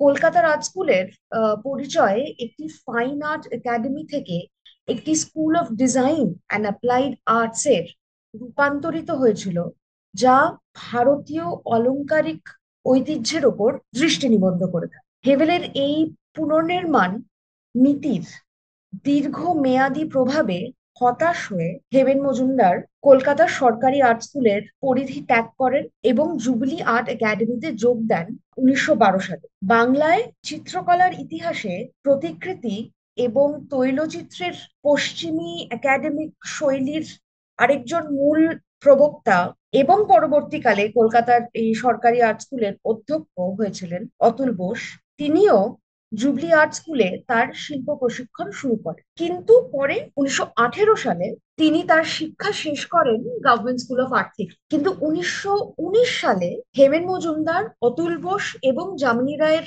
সাথে ইন্ডিয়ান আর্ট একাডেমি নামক একটি স্কুল প্রতিষ্ঠা করেন তার বিডেন স্ট্রিটের বাড়ি। পরবর্তীকালে 1920 সালে Hemen Majumdar Indian art academy journal প্রকাশ করেন, যার চিত্র আমরা এই স্লাইডের ডান হাতে দেখছি। এবং 1929 সালে শিল্পী নামক আরেকটি সচিত্র জার্নাল প্রকাশ করতে শুরু করে। স্বনামধন্য ফটোগ্রাফার এবং শিল্প এবং সাহিত্য পত্রিকার সম্পাদক মনমথনাথ চক্রবর্তী একটি বেসরকারি শিল্প প্রতিষ্ঠান ইন্ডিয়ান স্কুল অফ আর্ট 1896 সালে প্রতিষ্ঠা করেন।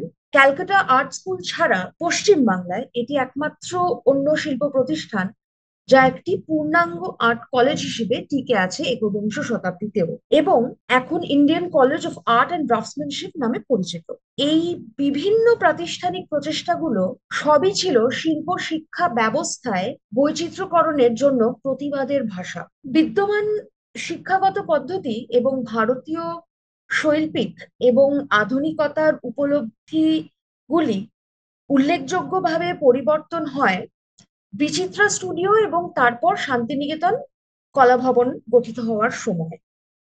বিচিত্রা স্টুডিও বেঙ্গল স্কুলের শিল্পীদের একটি যৌথ সম্প্রদায়ের চেতনা থেকে জন্মগ্রহণ করেছিল, যা অবনীন্দ্রনাথ কলকাতা আর্ট স্কুল থেকে 1915 সালে পদত্যাগ করার পর প্রবর্তিত হয়। Indian society of oriental art ভারতীয়দের শিল্পীদের জন্য প্রধান নেটওয়ার্কিং প্ল্যাটফর্ম প্রদান করে এবং এই ভারতীয় শিল্প আন্দোলনকে এগিয়ে নিয়ে যায়। নন্দলাল বোস, অসিত হালদার এবং মুকুল দে বিচিত্রা স্টুডিওর প্রতিষ্ঠাতা সদস্য ছিলেন। অবনীন্দ্রনাথ ঠাকুর ছিলেন হেডমাস্টার এবং গগনেন্দ্রনাথ ঠাকুর ছিলেন ডিরেক্টর। সচিব হিসেবে রবীন্দ্রনাথ ঠাকুর উৎসাহের সঙ্গে বৃহত্তর দায়িত্ব গ্রহণ করেন বিচিত্রা স্টুডিওর বিভিন্ন সাংস্কৃতিক অনুষ্ঠানে। আমরা দেখতে পাচ্ছি যে এই সময় কিভাবে কলকাতায় গভর্নমেন্ট স্কুল অফ আর্টস থেকে বেরিয়ে গিয়ে, তখন আমরা স্কুল বলছি, আর্ট কলেজ হয়েছে 1950-এর পরে, কিন্তু গভর্নমেন্ট স্কুল থেকে বেরিয়ে গিয়ে কিভাবে ভিন্ন ধারার এবং ভিন্ন মতবাদের শৈল্পিক প্রতিষ্ঠান তৈরি করছে বিভিন্ন শিক্ষা দর্শন এবং মতাদর্শনকে সামনে রেখে। এবং এই আলোচনায় আসতেই হবে যখন বাংলার শিল্প প্রাতিষ্ঠানিক শিল্প শিক্ষার আলোচনা হচ্ছে এবং ইতিহাসের আলোচনা হচ্ছে, যে প্রাতিষ্ঠানিক এবং ঔপনিবেশিক শিল্প শিক্ষার প্রতিবাদে তোড়জোড় বিংশ শতাব্দীর শুরুতেই রবীন্দ্রনাথ ঠাকুর শুরু করেন শান্তিনিকেতনে। আমরা অনেকেই জানি যে কলাভবনের প্রতিষ্ঠানের বছর হচ্ছে 1919, কিন্তু 1901 থেকে যখন ব্রহ্মাচার্য আশ্রম শুরু হচ্ছে তার সাথেই কিন্তু শুরু হচ্ছে শিল্প বিভাগ, এবং আশ্রমের সকল ছাত্রদের জন্য এই শিল্প বিভাগ খুব গুরুত্বপূর্ণ একটি শিক্ষা প্রাঙ্গণ হয়ে উঠছে, যেটা ক্রমশ এই শিল্প বিভাগ হয়ে উঠছে বা এই কলা বিভাগ হয়ে উঠছে কলা ভবন। রবীন্দ্রনাথের জাতীয়তাবাদের আলোচনা তার দৃষ্টিভঙ্গিকে স্পষ্ট করে এবং সমর্থন করে তার অমূল সামাজিক, সাংস্কৃতিক এবং শিক্ষাগত মডেলের প্রাসঙ্গিকতা, যা তিনি শান্তিনিকেতনের শিক্ষানীতির মাধ্যমে বিকাশ করেছিলেন। রবীন্দ্রনাথের জাতীয়তাবাদের তর্ক গড়ে ওঠে তিনটি আদর্শের মাধ্যমে। প্রথমত, আধ্যাত্মিক জাতীয়তাবাদ থেকে সার্বজনীন ভ্রাতৃত্বের দিকে তার যাত্রা, ইউনিভার্সাল ব্রাদারহুড, যা ঔপনিবেশিক নিপীড়নের বিরুদ্ধে একটি ক্রুসেড ছিল। দ্বিতীয়ত, সার্বজনীন এবং আঞ্চলিক পরিচয়ের সাথে তার প্যান এশিয়াবাদের সহাবস্থান। এবং তৃতীয় গুরুত্বপূর্ণ দিক ছিল শান্তিনিকেতনের বিবর্তনের মাধ্যমে আঞ্চলিক সাংস্কৃতিক অন্তর্ভুক্তিকর সুযোগ, যা একটি শিক্ষা প্রতিষ্ঠানকে একটি সম্প্রদায় হিসেবে গড়ে তুলতে পারে। একটা কালেকটিভ কমিউনিটির মাধ্যম দিয়ে একটি শিক্ষা প্রতিষ্ঠান গড়ে ওঠে এবং শিক্ষা প্রতিষ্ঠানের মাধ্যম দিয়ে আরেকটি লার্জার ডাইভার্স কালেকটিভ কমিউনিটি গড়ে তুলতে পারে, যা শান্তিনিকেতন ক্রমশ হয়ে উঠেছিল। 19 শতকের ধর্মীয়, সামাজিক এবং শিক্ষাগত সংস্কারের জন্য রবীন্দ্রনাথ বিকল্প দৃষ্টিভঙ্গির পথ তৈরি করেন শান্তিনিকেতনে শিক্ষাকেন্দ্র নির্মাণ করে। তার দর্শন শিক্ষাগত চিন্তাধারায় শান্তিনিকেতন একটি স্বতন্ত্র সাংস্কৃতিক অঞ্চলের রূপে পরিণত হয়, যার একটি বিশ্বব্যাপী ভাবধারার প্রতীক। উনি যখন 1921 সালে শান্তিনিকেতন আশ্রমকে বিশ্বভারতীর রূপ দেওয়ার প্রচেষ্টায় রয়েছেন, উনি এক জায়গায় লিখছেন, here after my life and all that I have, which is only a little, is to be devoted to establish first in India and then elsewhere, if possible, a university in which the better minds of all races to whom we must look for leadership may mingle, and the culture of the East and the culture of the West maybe united in fellowship. It is men of the world mind that we need, men of the spirit that we need to see that we are all citizens in the kingdom of ideas. উনি বেঙ্গল স্কুলের ভাবধারা, আধুনিকতা এবং কলকাতা শহরে যে ধরনের শিল্পকেন্দ্রিক যে প্রাতিষ্ঠানিক প্রচেষ্টাগুলো হচ্ছে সেখান থেকে বেরিয়ে এসে উনি বলছেন যে আমি যদি আমার আধুনিক মনন এবং আধুনিক শিক্ষা, আধুনিক চিন্তা ভাবনাকে প্রতিষ্ঠা করতে চাই, তাহলে আরেকজনকে আরেকটি কালচার, আরেকটি cultural history, cultural tendency, cultural প্র্যাকটিসকে বাদ দিয়ে নিজের আইডেন্টিটি তৈরি করতে পারি না এই পৃথিবীতে। আমি সবাইকে নিয়েই একটা কসমোপলিটন মডার্নিজম তৈরি করতে পারি, যেটা আমি যেটা অনেক বেশি ওপেন, অ্যাডাপ্টেবল, ইনক্লুসিভ, যেখানে সব ধরনের মানুষের সব ধরনের চিন্তার সমন্বয় ঘটবে। কলাভবন কোনো নির্দিষ্ট পাঠ্যক্রম দিয়ে শুরু হয়নি। এটি একটি স্টুডিও আকারে করা হয়, যা শ্রেণীকক্ষ এবং শ্রেণী বিন্যাসের কাঠামো ভেঙে শিক্ষক ও শিক্ষার্থীদের একসাথে কাজ করার সুযোগ তৈরি করে দেয়। যেখানে 6 জনের একটি শিক্ষার্থীর দল একজন নির্দিষ্ট শিক্ষকের অধীনে একটি নির্দিষ্ট মডিউল অন্বেষণ করবে, চর্চা করবে 1 সপ্তাহ বা 2 সপ্তাহ বা 1 মাসের জন্য, এবং তারপর আরেকজনের অধীনে অন্য আরেক মডিউল শিল্প শিক্ষার সেই শিক্ষার অগ্রসর হবে। এইভাবে খুব একটা ওপেন ফর্ম রেখে কলা ভবনের শিল্প চর্চা শুরু হয়, শিক্ষার চর্চা শুরু হয়। আমরা জানি যে 1919-এর আগে এরকম অনেকেই কলকাতা থেকে এসেছিলেন কলা ভবন তৈরি করতে, কিন্তু ক্রমশ 1917-18 নাগাদ আস্তে আস্তে সেই রূপটা রবীন্দ্রনাথ তৈরি করতে পারেন, যখন অসিত কুমার হালদার, সুরেন্দ্রনাথ কর এবং নন্দলাল বসুকে শান্তিনিকেতনে নিয়ে আসতে পারে। খুব ছোট করে সংক্ষিপ্ত ভাবে বলতে গেলে এই 3 জন মাস্টারমশাই ছিলেন কলা ভবনের প্রথম 3 জন faculty, the first 3 pillars of Kala Bhavana. কলা ভবনে যখন 1919 নাগাদ শুরু হয়, তখন প্রাথমিক স্তরে অসিত কুমার হালদার এবং সুরেন্দ্রনাথ কর কাজ করছিলেন। নন্দলাল বসু তখনও ইন্ডিয়ান সোসাইটি অফ ওরিয়েন্টাল আর্টের সাথে যুক্ত। ওখানে থেকে 2 সপ্তাহে 2-3 বার করে কলা ভবন আসতেন, শান্তিনিকেতন আসতেন, ক্লাসে যেতেন, স্টুডিওতে যেতেন, কাজ দেখতেন, কিছু কাজ শেখাতেন, আবার কলকাতা ফিরে যেতেন। এই দোলাচল বেশ 2-3 বছর ধরে চলেছিল। তারপরে 1921 সাল নাগাদ এনারা 3 জন একসাথে মিলে বাঘ এক্সপেডিশনে যান, এবং সেই মুহূর্ত থেকে শুরু হয় কলা ভবনের এক অদ্ভুত ইতিহাস, যা গল্পের মতো ঘন্টার পর ঘন্টা আমরা শুনে যেতে পারি। আমি সমস্ত গল্পে যাব না, কিন্তু এই বাঘ এক্সপেডিশন থেকে প্রথম আর্ট ডকুমেন্টেশনের কাজ কলা ভবনে শুরু হয়, যেখানে ওনারা বাঘের মিউরাল কপি করেন। এখান থেকে শুরু হয় পোস্টকার্ডে ছবি আঁকা, যেটা ডকুমেন্টেশন। আমরা এখন আর্কাইভাল ডকুমেন্টেশন নিয়ে অনেক চর্চা করছি, অনেক আলোচনা করছি, অনেক কাটাছেঁড়া চলছে। আর্কাইভাল ডকুমেন্টেশন কিভাবে আমাদের ইতিহাসকে আরো সমৃদ্ধ করছে, আমরা দেখতে পাচ্ছি যে ওনারা সেই সময় বাঘ এক্সপেডিশন যখন হলো 1921 সালে, খুব এক্সটেন্সিভ ডকুমেন্টেশন করেছিলেন, এবং সেইটার শুধু যে আউটলাইন ড্রয়িং কপি করেছিলেন, স্ট্রেসিং করেছিলেন এমন নয়, প্রচুর এভরিডে ডকুমেন্টেশন ওনারা করেছিলেন বাগে থাকাকালীন, এবং সেগুলো স্টুডেন্টদের, বিনোদ বিহারীর কাছে, ধীরেন্দ্র কৃষ্ণদেব বর্মন, ওনারা তখন স্টুডেন্ট, প্রথম ব্যাচ অফ স্টুডেন্ট কলাভবনের, ওনাদের কাছে পাঠাতেন, বলতেন যে দেখো এইভাবে এইভাবে কাজ হচ্ছে এখানে। সেখানে মিউরাল কিভাবে করা যায় সেটা নিয়ে আলোচনা হচ্ছে। এবং এই বাগ এক্সপেডিশন থেকে ফিরে এসে যেটা সব থেকে গুরুত্বপূর্ণ কলা ভবনে শুরু হলো, কলা ভবনের শিক্ষানীতির জায়গা থেকে, সেটা হচ্ছে স্টাডি ট্যুর।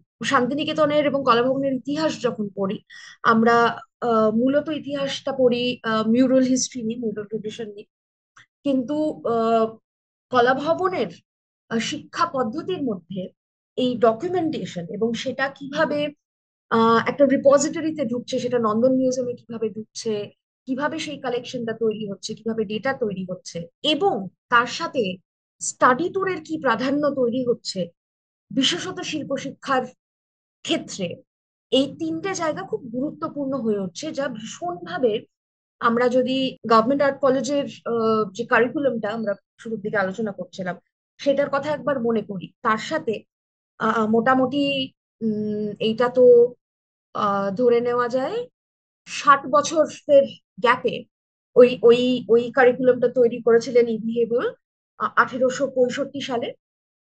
আর আমরা দেখছি যে কিভাবে কলাভবন আস্তে আস্তে গড়ে উঠছে 1920 সালে। কিভাবে মিউজিয়াম কালেকশন তৈরি করছেন, কিভাবে ডকুমেন্টেশন হচ্ছে, কিভাবে বিভিন্ন গ্রামে গিয়ে আলপনা কপি করা হচ্ছে, কিভাবে এই সুরেন্দ্রনাথ কর যখন একাধিক জায়গায় রবীন্দ্রনাথের সাথে ভ্রমণ করছেন, বিভিন্ন মিউজিয়ামে যাচ্ছেন, সেখান থেকে কিভাবে মিউজিয়াম স্টাডি করছেন, সেখান থেকে ক্যাটালগিং কিভাবে হচ্ছে, এ এক অনন্য ইতিহাস। এইখান থেকে আমরা দেখতে পাই যে যখন আমরা শান্তিনিকেতনের আধুনিকতা, শৈল্পিক আধুনিকতা নিয়ে আলোচনা করি, আমরা কিছুতেই আধুনিকতা এতগুলো স্তর বুঝতে পারবো না যদি আমরা শুধু চিত্রের গুণাগুণ নিয়ে আলোচনা করি, যদি আমরা শুধু আউটডোর স্কাল্পচার নিয়ে আলোচনা করি। এগুলোর প্রত্যেকটা এলিমেন্ট এক জায়গায় এসেই এক নতুন, খুব উন্মুক্ত আধুনিকতা শান্তিনিকেতনে তৈরি হচ্ছে সেই সময়। এই চিত্রগুলো খুব একটা দেখা যায় না, আলোচনা হয় না, কারণ এগুলোকে আমরা শিল্প ইতিহাস চর্চার বা ফর্মালিস্টিক চর্চার জায়গায় নিয়ে যাই না। কিন্তু যারা মিউজিয়াম স্টাডি করেন, যারা আর্কাইভাল স্টাডি করেন, যারা গবেষণামূলক শিল্প চর্চার মধ্যে যুক্ত, তাদের ক্ষেত্রে এটা এই এই ধরনের ডকুমেন্টেশন খুব গুরুত্বপূর্ণ। এই ডকুমেন্টেশন গুলো দেখা, যে কিভাবে আস্তে আস্তে আস্তে আস্তে খুব লোকাল এলিমেন্ট কে স্টাডি করছি, মিউজিয়ামের ক্লাসিফিকেশনের ভেতর নয়, একদম ডিজাইনের স্বার্থে। এটা একটা সোশ্যাল সোশ্যোলজিক্যাল স্টাডির জায়গা থেকে, যে কিভাবে বীরভূমের আশেপাশে কি ধরনের কাজ হচ্ছে, সেখানকার মাটির বাড়িতে কি ধরনের চিত্র আঁকা থাকে, গ্রামে গরু চড়াতে গেলে তারা কি দেখছেন, কি ধরনের নকশা করা থাকে গরুর গলার ঘন্টায়, এরকম নানা ধরনের এলিমেন্ট এক জায়গায় হচ্ছে। তার সাথে যেটা হচ্ছে, মিউজিয়াম ডিসপ্লে। এইটা ছিল কলাভবনের প্রথম স্ট্রাকচার, যেটা এখন কলাভবনের গ্রাফিক্স ডিপার্টমেন্ট। সেটা ছিল সব থেকে পুরনো নন্দন, এবং সামনের ঘরটা যেটা এখন লিথোগ্রাফি রুম, সেইটা ছিল নন্দন মিউজিয়াম। আমরা দেখতে পাচ্ছি যে কিভাবে একটা আন্দাজ পাওয়া যাচ্ছে এখান থেকে, যে সেখানে আলোর ব্যবহার কিরকম, সেখানে ডিসপ্লের সিস্টেম কি, এবং সেটা কতটা প্রাতিষ্ঠানিক, না এটা একটা স্টুডিও স্পেসের সাথে নিজের মিউজিয়াম স্পেসের তফাৎ রাখা হচ্ছে না, যেখানে কাজ যখন ডিসপ্লে থাকবে সেইটা আমাদের রোজকার যাপনের জায়গা থেকে আলাদা নয়, যেখানে স্টুডিও স্পেসের মধ্যেই কাজ ডিসপ্লে করা যেতে পারে, যেখানে আমরা কাজ দেখছি এবং চর্চা করছি একসাথে হচ্ছে। এই স্পেস ডিভিশন হচ্ছে না, যেখানে আমি আমার চর্চার জায়গা, আমার প্র্যাকটিসের জায়গাকে, আমার দেখার জায়গা, মিউজিয়াম স্পেস, গ্যালারি স্পেস, এইগুলো থেকে ভিন্ন করছি না। আমার সেরেব্রাল এবিলিটি কিভাবে তৈরি করা হচ্ছে সেই সময় স্টুডেন্টদের, যে দেখা কিভাবে শিখতে হয়, কিভাবে দেখতে হয়, এইটাকে কিভাবে ইন্টিগ্রেট করা হচ্ছে রোজকার স্টুডিও স্পেসের মধ্যে, সেটা আমরা পরবর্তীকালে অবশ্যই আরো ভীষণভাবে দেখতে পাই যখন মিউরাল হচ্ছে, যে কিভাবে লিভড স্পেসে মিউরালের ইনক্লুশন হচ্ছে, যেখানে শিল্পকে উপভোগ করা, অনুভব করা, সেটার জন্য আলাদা কোনো নির্ধারিত জায়গা না, আমার রোজকার যাপনের জায়গা, রোজকার থাকার জায়গা, বসার জায়গা, গল্প করার জায়গা, সবটার মধ্যেই ভীষণভাবে, তার মধ্যেই শিল্প আছে। আমরা আলাদা করে শিল্প দেখতে যেতে হবে না, আমার পরিবেশের মধ্যেই সবসময় শিল্পকে উপভোগ করা যায়। অনেক পরবর্তী সময় যখন নন্দলাল প্রায় রিটায়ার করবেন 1950-51 সালে, উনি রিটায়ার করার আগে এই যে পুরো শিক্ষা পদ্ধতি যেটা তৈরি হয়েছিল আস্তে আস্তে কলাভবনে 1919 থেকে 1950-এর মধ্যে, উনি ওই সময় ফাইনালি একটা কারিকুলাম ডিজাইন করেন। সেই ডিজাইনটা, সেই কারিকুলামটা মোটামুটি এই উনি বলতেন একটা চক্র পদ্ধতি, রোটেশন মেথড, এই যে একটা ট্রায়াঙ্গেল, ট্রায়াঙ্গেলটা ছিল মূল ডিভিশন, যে কলা ভবনে ছাত্ররা কি ধরনের কাজ করবে, যেখানে নেচার স্টাডি খুব গুরুত্বপূর্ণ, সব থেকে গুরুত্বপূর্ণ ফাউন্ডেশনাল শিক্ষার জায়গা, যেখানে নেচার স্টাডি করানো হতো শুধু ফোলিয়েজ ড্রয়িং দিয়ে নয়, যেখানে নেচার স্টাডি করানো হতো প্রকৃতির মধ্যে হেঁটে গাছ দেখা, বিভিন্ন ঋতুতে গাছের রং কিভাবে, পাতার রং কিভাবে পাল্টাচ্ছে, গাছের আকার কিভাবে পাল্টাচ্ছে, কোন সময় কোন গাছে কি ফুল ধরে তাদের নাম, সেইটা স্টাডি করে কালার শেড কার্ড তৈরি করা। তো নেচার স্টাডিটা শুধু ফোলিয়েজ স্টাডি বা ফ্লোরা স্টাডির মধ্যে দিয়ে, যেটা আমরা আমাদের একাডেমিক স্টাডির মধ্যে দিয়ে জানি, ঠিক সেইভাবে নেচার স্টাডি ছিল না। নেচার স্টাডি ছিল যে কোন ঋতুতে আমরা পরিবেশকে কিভাবে দেখছি, কিভাবে চিনছি, পরিবেশ আমাদেরকে কিভাবে নিজেদের মধ্যে নিয়ে নিচ্ছে, এই যে আদান প্রদান প্রকৃতির সাথে, সেইটাকে বোঝা। নেচার স্টাডি এতটাই আহ গভীরে গিয়ে করতে হতো কলা ভবনের ছাত্রছাত্রীদের। তার সাথে ছিল, হ্যাঁ অবশ্যই, ট্রেডিশনাল কপি, যেটা অনেকটাই মিউরালের ক্ষেত্রে আমরা দেখতে পাই যে যাবতীয় যে মিউরাল বিশ্বভারতীর ক্যাম্পাস জুড়ে রয়েছে একাধিক, আহ তার মধ্যে দিয়ে আমরা বুঝতে পারি যে কিভাবে ট্রেডিশনাল কপির কাজ শেখানো হতো।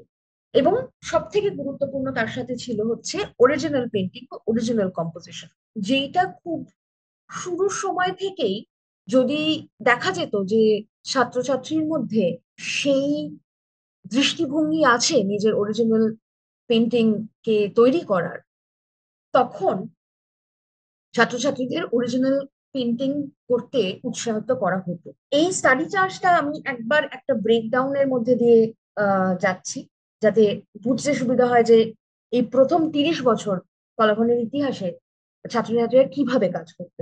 নন্দলাল বলেছিলেন বা এই নির্দেশ দিয়েছিলেন, এই কারিকুলামটা তৈরি করার সাথে ওনার ইনস্ট্রাকশন ছিল যে বাইরে বৃত্তে গোষ্ঠীভুক্ত শিক্ষার্থীরা তাদের নিজ নিজ শিক্ষকদের কাছ থেকে নির্দেশাবলী পাবে। শিক্ষকদের সাথে কাজের সময় হবে সকালে 5টা পিরিয়ড, বিকেলের পিরিয়ড গুলি অধ্যয়নের সময় হিসেবে বিবেচিত হবে, যখন ছাত্রছাত্রীরা তাদের নিজেদের শিল্প চর্চা চালিয়ে যাবে। কাজ শেষ হওয়ার সাথে সাথে সেগুলি কেবল হলে স্বল্প সময়ের জন্য প্রদর্শন করা হবে। এটি চলমান প্রদর্শন নামে পরিচিত হবে। ছাত্রদের এবং শিক্ষকদের শিল্পকর্মের প্রদর্শনী হবে বছরে 2বার। লাইব্রেরি বিকেলে খোলা থাকবে। কোনো বিশেষ পরামর্শ করতে আগ্রহী ছাত্ররা বই বা জাদুঘরের সংগ্রহ তাদের নিজ নিজ শিক্ষকদের কাছ থেকে লিখিত সুপারিশ নিয়ে ব্যবহার। এইভাবে উনি বলে গেছিলেন যে কলা ভবনে ছাত্র এবং শিক্ষকরা কিভাবে কাজ করবেন। সকালের সময়টা থাকবে ছাত্র এবং ছাত্রছাত্রী এবং শিক্ষকরা একসাথে বসে কাজ করবেন, ক্লাস করবেন, সেখানে মাস্টারমশাইরা দেখিয়ে দেবেন যে কে কি কাজ করছে। এবং বিকেলটা থাকবে তাদের নিজেদের সময়, যখন নিজেরা নিজেদের কাজ নিয়ে আলোচনা করবে, লাইব্রেরি যাবে, কাজ দেখবে, একে অপরের কাজ দেখবে। যে কারণে হেবল হলে, এই খুব স্পেসিফিক ভাবে বলে দিচ্ছেন যে হেবল হলে ডিসপ্লে করা থাকবে, যাতে অন্যরা গিয়েও কাজ দেখতে পারে, আলোচনা করতে পারে। এই একটা গোষ্ঠী একসাথে মিলে থেকে একসাথে কাজ করা এবং একে অপরের কাজ নিয়ে আলোচনা করা, এইটার উল্লেখ আমরা কিছুটা জানি যে বিচিত্রা স্টুডিওতে হতো। এবং পরবর্তীকালে দেখা যাচ্ছে যে কলাভবন স্টুডিওতেও এই পরিবেশটা নন্দলাল সৃষ্টি করেছিলেন এবং চেয়েছিলেন যে এই পরিবেশটা থেকে যাক, যাতে শুধু কাজ করা হবে না, আমরা যে শিল্প চর্চা করছি এটা যে একটা ইন্টেলেকচুয়াল প্র্যাকটিসের দিকে আমরা চলে গেছি, প্রফেশনকে সঙ্গ দিতে শিল্প চর্চা করছি না, আমরা যে শিল্প চর্চা করছি একটা ইন্টেলেকচুয়াল প্র্যাকটিসের তাগিদে, সেইটাকে ভীষণভাবে আন্ডারলাইন করছে। আমরা এখানে দেখতে পাচ্ছি যে কিছু কিছু ছবি আপনাদের সাথে শেয়ার করছি, যেখানে আমরা দেখতে পাচ্ছি যে এই আলোচনাগুলো কিভাবে হতো, সবাই একসাথে বসে স্টুডিওতে কিভাবে কাজ করতেন।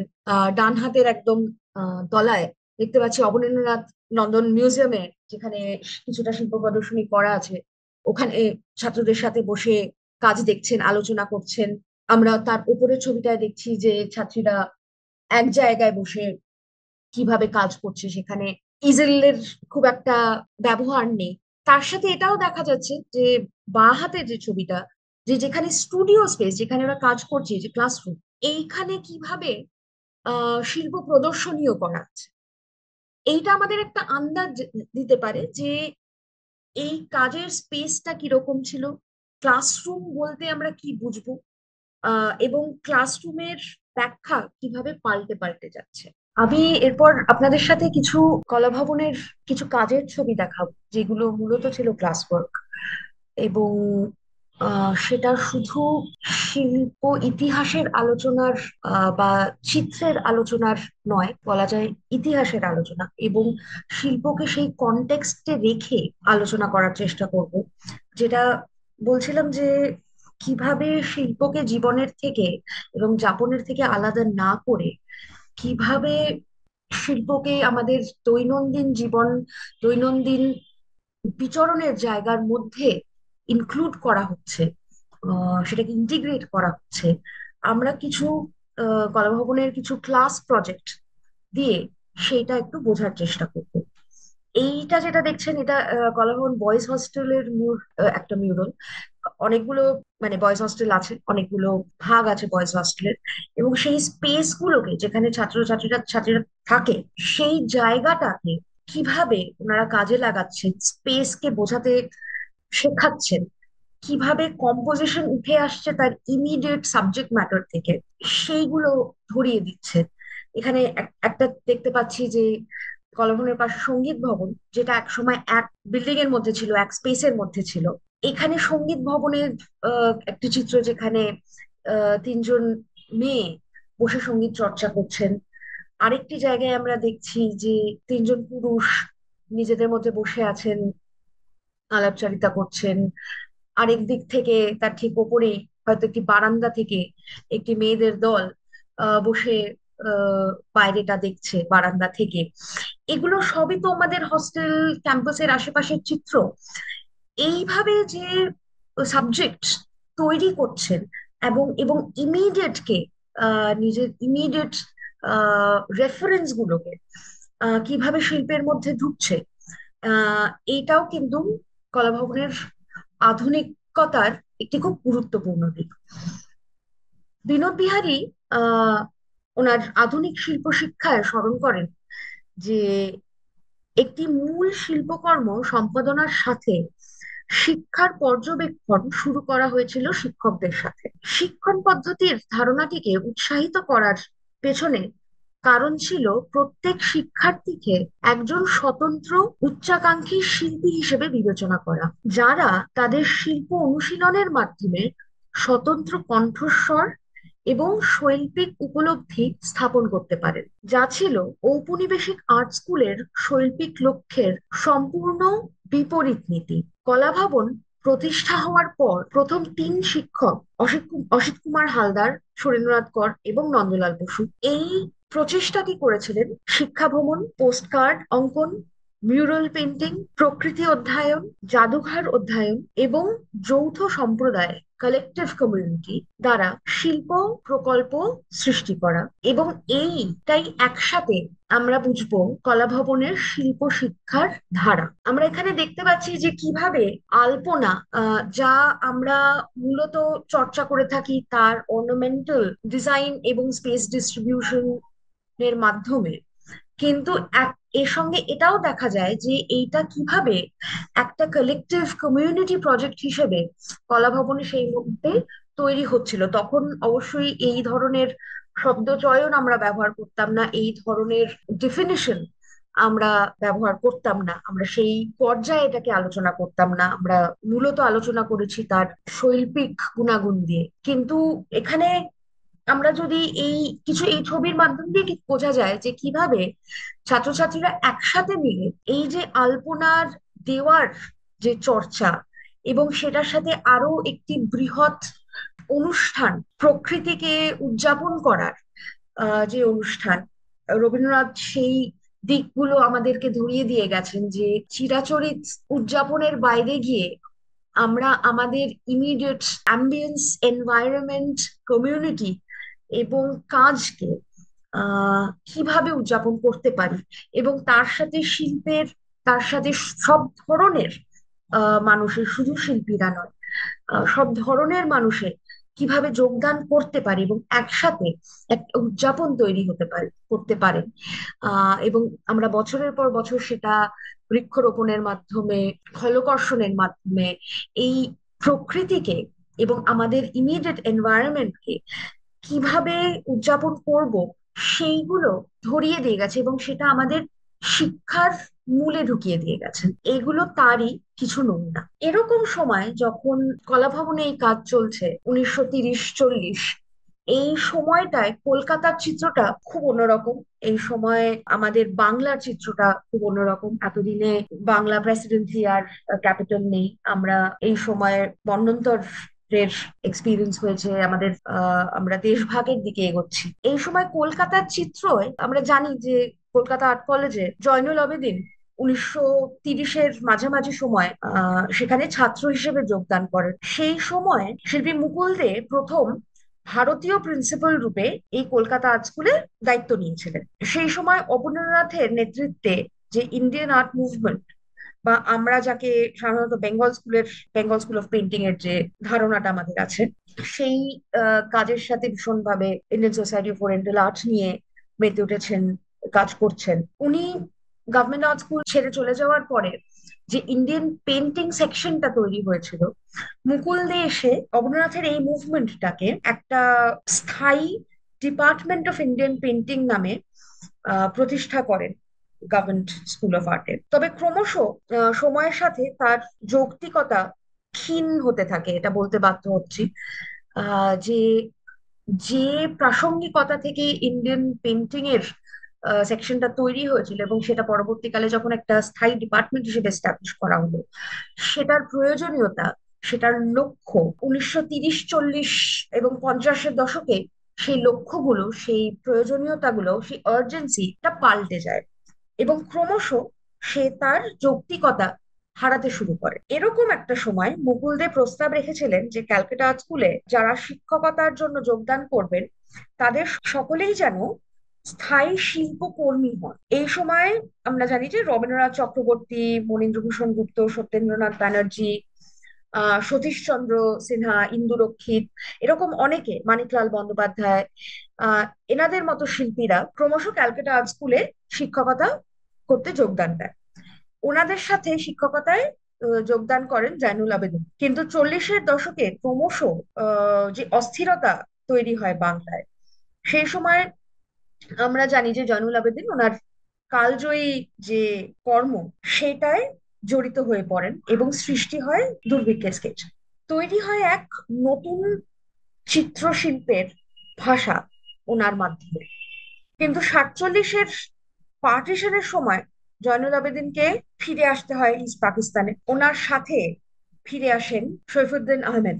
ঢাকায় তিনি তখন প্রতিষ্ঠিত করেন গভর্নমেন্ট ইনস্টিটিউট অফ আর্টস, যা এখন আমরা চারুকলা অনুষদ নামে প্রতিষ্ঠিত।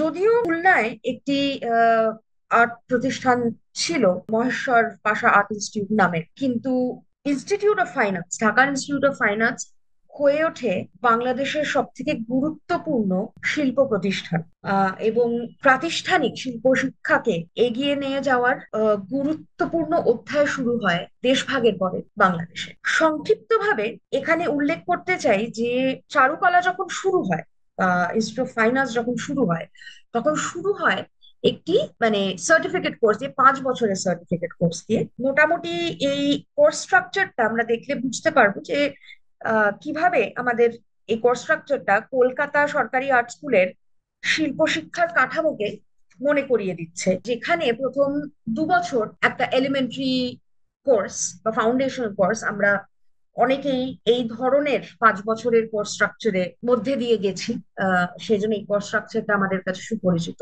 যে প্রথম 2 বছর একটা ফাউন্ডেশনাল এলিমেন্টারি কোর্স হবে, যেখানে আমরা ড্রয়িং থেকে শুরু করে সব ধরনের মোটামুটি কাজের সাথে আমাদের পরিচয় হবে, আমরা শিক্ষা লাভ করব। এবং থার্ড ইয়ার থেকে একটা স্পেশালাইজেশন শুরু হবে। সেই স্পেশালাইজেশনের দুটো ভাগ ছিল। একটা হচ্ছে ফাইন আর্টস ডিপার্টমেন্ট, যেটা ড্রয়িং এবং পেন্টিং এ 3 বছরের কোর্স হবে, এবং আরেকটা হচ্ছে কমার্শিয়াল আর্ট ডিপার্টমেন্ট। যখন চারুকলা শুরু হয় তখন এই ডিভিশন গুলোর মধ্যে দিয়েই শুরু হয়। আমি আপাতত আজকের আলোচনা 1951 পর্যন্ত রাখছি, কারণ তারপরের ইতিহাস, 23 ভাগের পরের ইতিহাস এবং প্রাতিষ্ঠানিক শিল্প শিক্ষার যে গতি এবং ধারা এবং প্রয়োজনীয়তা এবং এডুকেশন পলিসি আমাদের দুই বাংলার ভীষণ আলাদা হয়ে যায়, গভর্নমেন্টের ফান্ডিং আলাদা হয়ে যায়, সেজন্য সেই ইতিহাসটা ভীষণ আলাদা। সেই জন্য আজকের এই আলোচনাটা এতটাই রাখছি, এখানেই রাখছি, কিন্তু খুব সংক্ষিপ্ত ভাবে আমরা একটা আন্দাজ পেতে পারি যে কিভাবে আলাদা হয়ে গেলেও একাধিক জায়গায় বাংলাদেশের চারুকলা অনুষদের যে এভলিউশন, আমাদের কলাভবন শান্তিনিকেতনের যে এভলিউশন 1950-এর পরে, এবং কিছু ক্ষেত্রে গভর্নমেন্ট স্কুল অফ আর্ট বা গভর্নমেন্ট কলেজ অফ আর্টের ক্রমবিবর্তন হচ্ছে 1950-এর পরে, আমরা এই 3টে ইনস্টিটিউশন কিন্তু প্রায় সমান গতিতেই এগিয়ে চলছি, এবং সৃষ্টি হচ্ছে এক খুব সুনির্দিষ্ট পেডাগজিক স্ট্রাকচার, যেখানে এক্সপেরিমেন্টের স্পেস, এক্সপেরিমেন্ট করার জায়গার খুব একটা আর অবকাশ থাকছে না। রবীন্দ্রনাথ যখন এই কাজটি, কলাভবন এবং বিশ্বভারতী শান্তিনিকেতন তৈরি করার চেষ্টায় রয়েছেন, উনি একটা জায়গায় খুব গুরুত্বপূর্ণ একটি কথা উল্লেখ করছেন, আজকের আমি আলোচনা সেটা দিয়ে শেষ করব। The mind of are educated community has been brought up within the enclosure of modern Indian educational system. It has grown as familiar to us as our own physical body, unconsciously giving rise in our mind to the belief that it can never be changed. Our imagination dare not soar beyond its limits. We are unable to see it and judge it from outside. We neither have the courage nor the heart to say that it has to be replaced by something else, because our own intellectual life has been its special product, for which we have a natural partiality and admiration.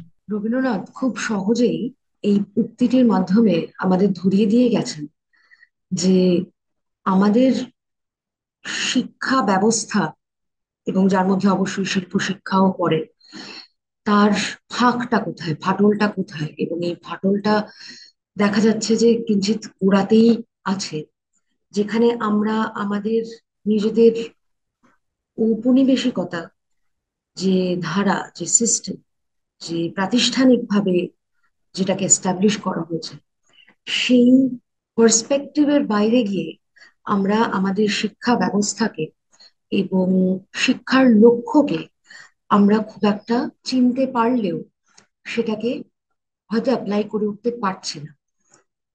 এবং প্রতিষ্ঠানের বাইরে গিয়ে কিভাবে করা যায় এইটা ভাবার জন্যই এই ইতিহাসটার দিকে ফিরে তাকানো। এইটা নিয়ে, এই শিক্ষা ব্যবস্থা নিয়ে, ঔপনিবেশিক শিক্ষা ব্যবস্থা নিয়ে গগনেন্দ্রনাথ ঠাকুরের নিজের একটি কার্টুন কমেন্ট্রি আছে। উনি 1920 সালে নবহুল্লোড় যে সিরিজটা করেছিলেন, সেখানে তার মধ্যে একটি হচ্ছে একাডেমিক লাইট বা একাডেমিক স্ক্রিন। আমি আজকের এই আলোচনাটা যখন শুরু করি, আমি এই আহ, কাজটি দিয়েই এই আজকের আলোচনা শুরু করি, এবং আমি এটি একটি খুব গুরুত্বপূর্ণ, খুব সিগনিফিকেন্ট একটি কাজ, যেখানে উনিও দেখাচ্ছেন যে এই যে কন্ডিশন, প্রাতিষ্ঠানিক শিক্ষা ব্যবস্থাতে একটা কন্ডিশনিং করে, এই কন্ডিশন শিক্ষা ব্যবস্থার মধ্যে দিয়ে আমরা আসলে কি ধরনের পণ্ডিত তৈরি করার চেষ্টা করছি। ওনার এই ব্যঙ্গচিত্রের মধ্যে দিয়ে ধরা পড়ছে যে এই কন্ডিশনিং লাইট, যেটাকে একাডেমিক লাইট বলছেন, আহ এই কন্ডিশনিং লাইটের মধ্যে দিয়ে যে এক্সপার্টিজ তৈরি হবে, সেই সেই পাণ্ডিত্য কিন্তু সেই একই তোতা পাখির মতোই একই শিক্ষা বারবার বারবার বলে যাবে, যেটা আমাদের হয়তো সময়ের সাথে এগোতে দেবে না, সময়টাকে থামিয়ে দেবে, প্রাতিষ্ঠানিক ভাবে একটা প্র্যাকটিসকে হয়তো রেস্ট্রিক্ট করে দেবে।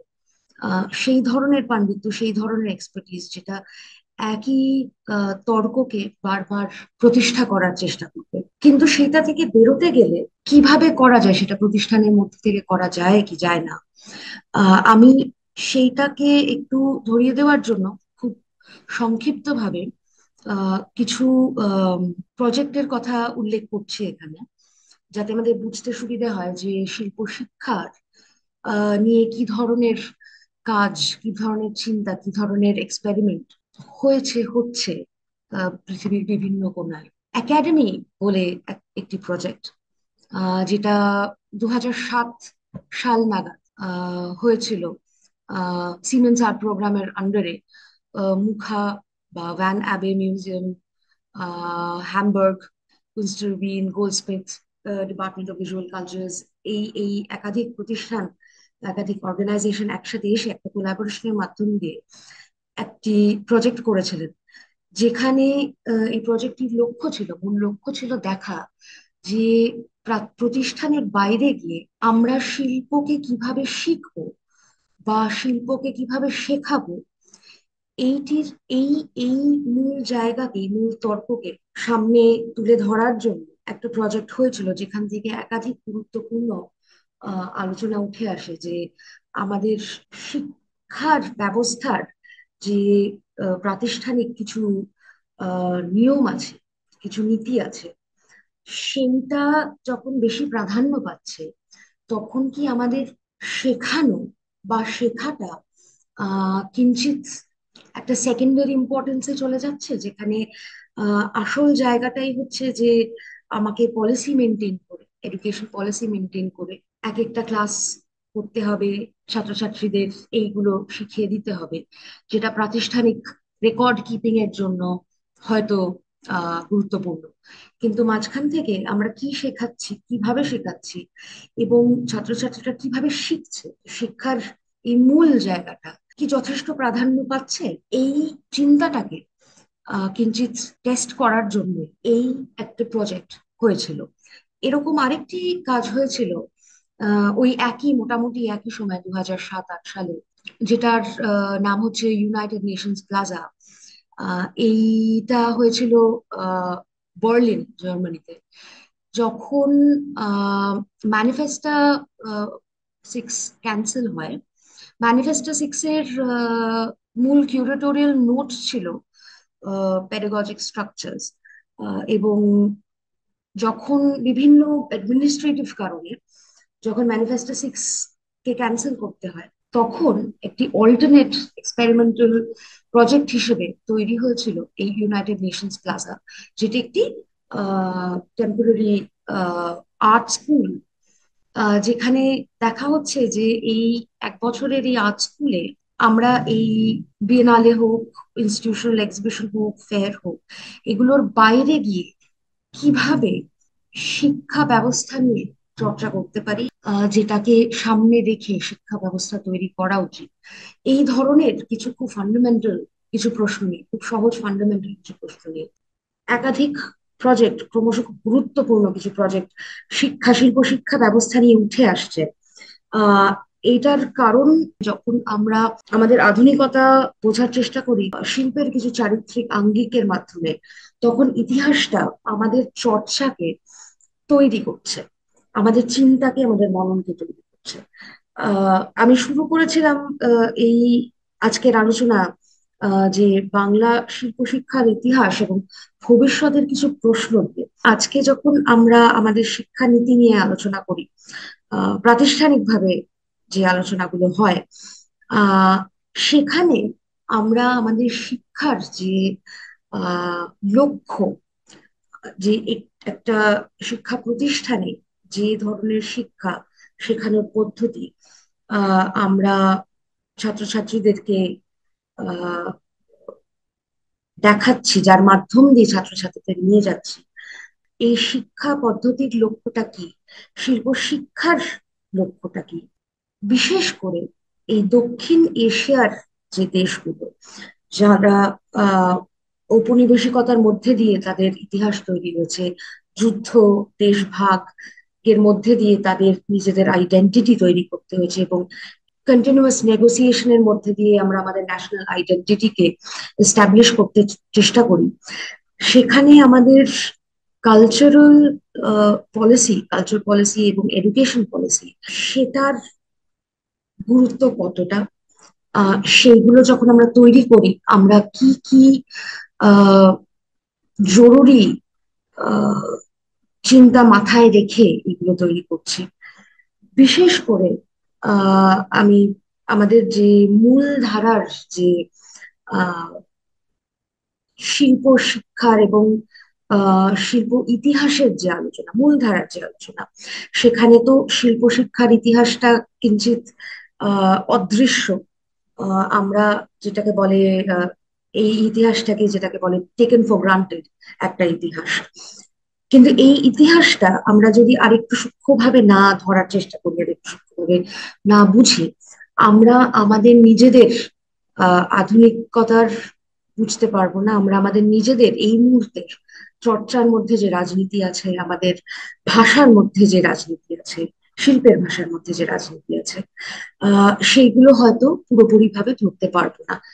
আহ, আমরা এই মুহূর্তে দাঁড়িয়ে ঊনবিংশ শতাব্দীতে যে ধরনের শিল্প চর্চা করে থাকি, সেটার তো মেথড এন্ড মেটেরিয়ালের জায়গা থেকে ভীষণভাবে পাল্টে গেছে, সময়োচিত ভাবে পাল্টে গেছে।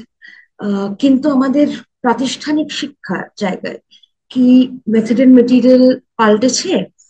আহ এইরকম কিছু প্রশ্ন সামনে রেখে আমি আজকের এই আলোচনাটি শেষ করছি। কারণ এই প্রশ্নগুলো আমি আমি একসাথে সবার সাথে ভাবতে চাই। কারণ এইটা একটা সামগ্রিক ইতিহাস। আমরা সবাই এই ইতিহাসটাকে কন্ট্রিবিউট করি। আহ প্রাতিষ্ঠানিকভাবে বা প্রাতিষ্ঠানের বাইরে থেকেও আমরা এই সিস্টেমটার মধ্যে আছি। তো সেই জন্য এই প্রশ্নগুলোকে ভাবার সামগ্রিকভাবে প্রয়োজন। আহ এই কিছু প্রশ্ন এবং এই কিছু ইতিহাস দিয়ে আমি আমার আজকের আহ, এই আলোচনায় উপস্থাপনা শেষ করছি। আপনারা যারা এই আলোচনায় থাকলেন আজকে, তাদেরকে সকলকে আমার আন্তরিক শুভেচ্ছা এবং নমস্কার।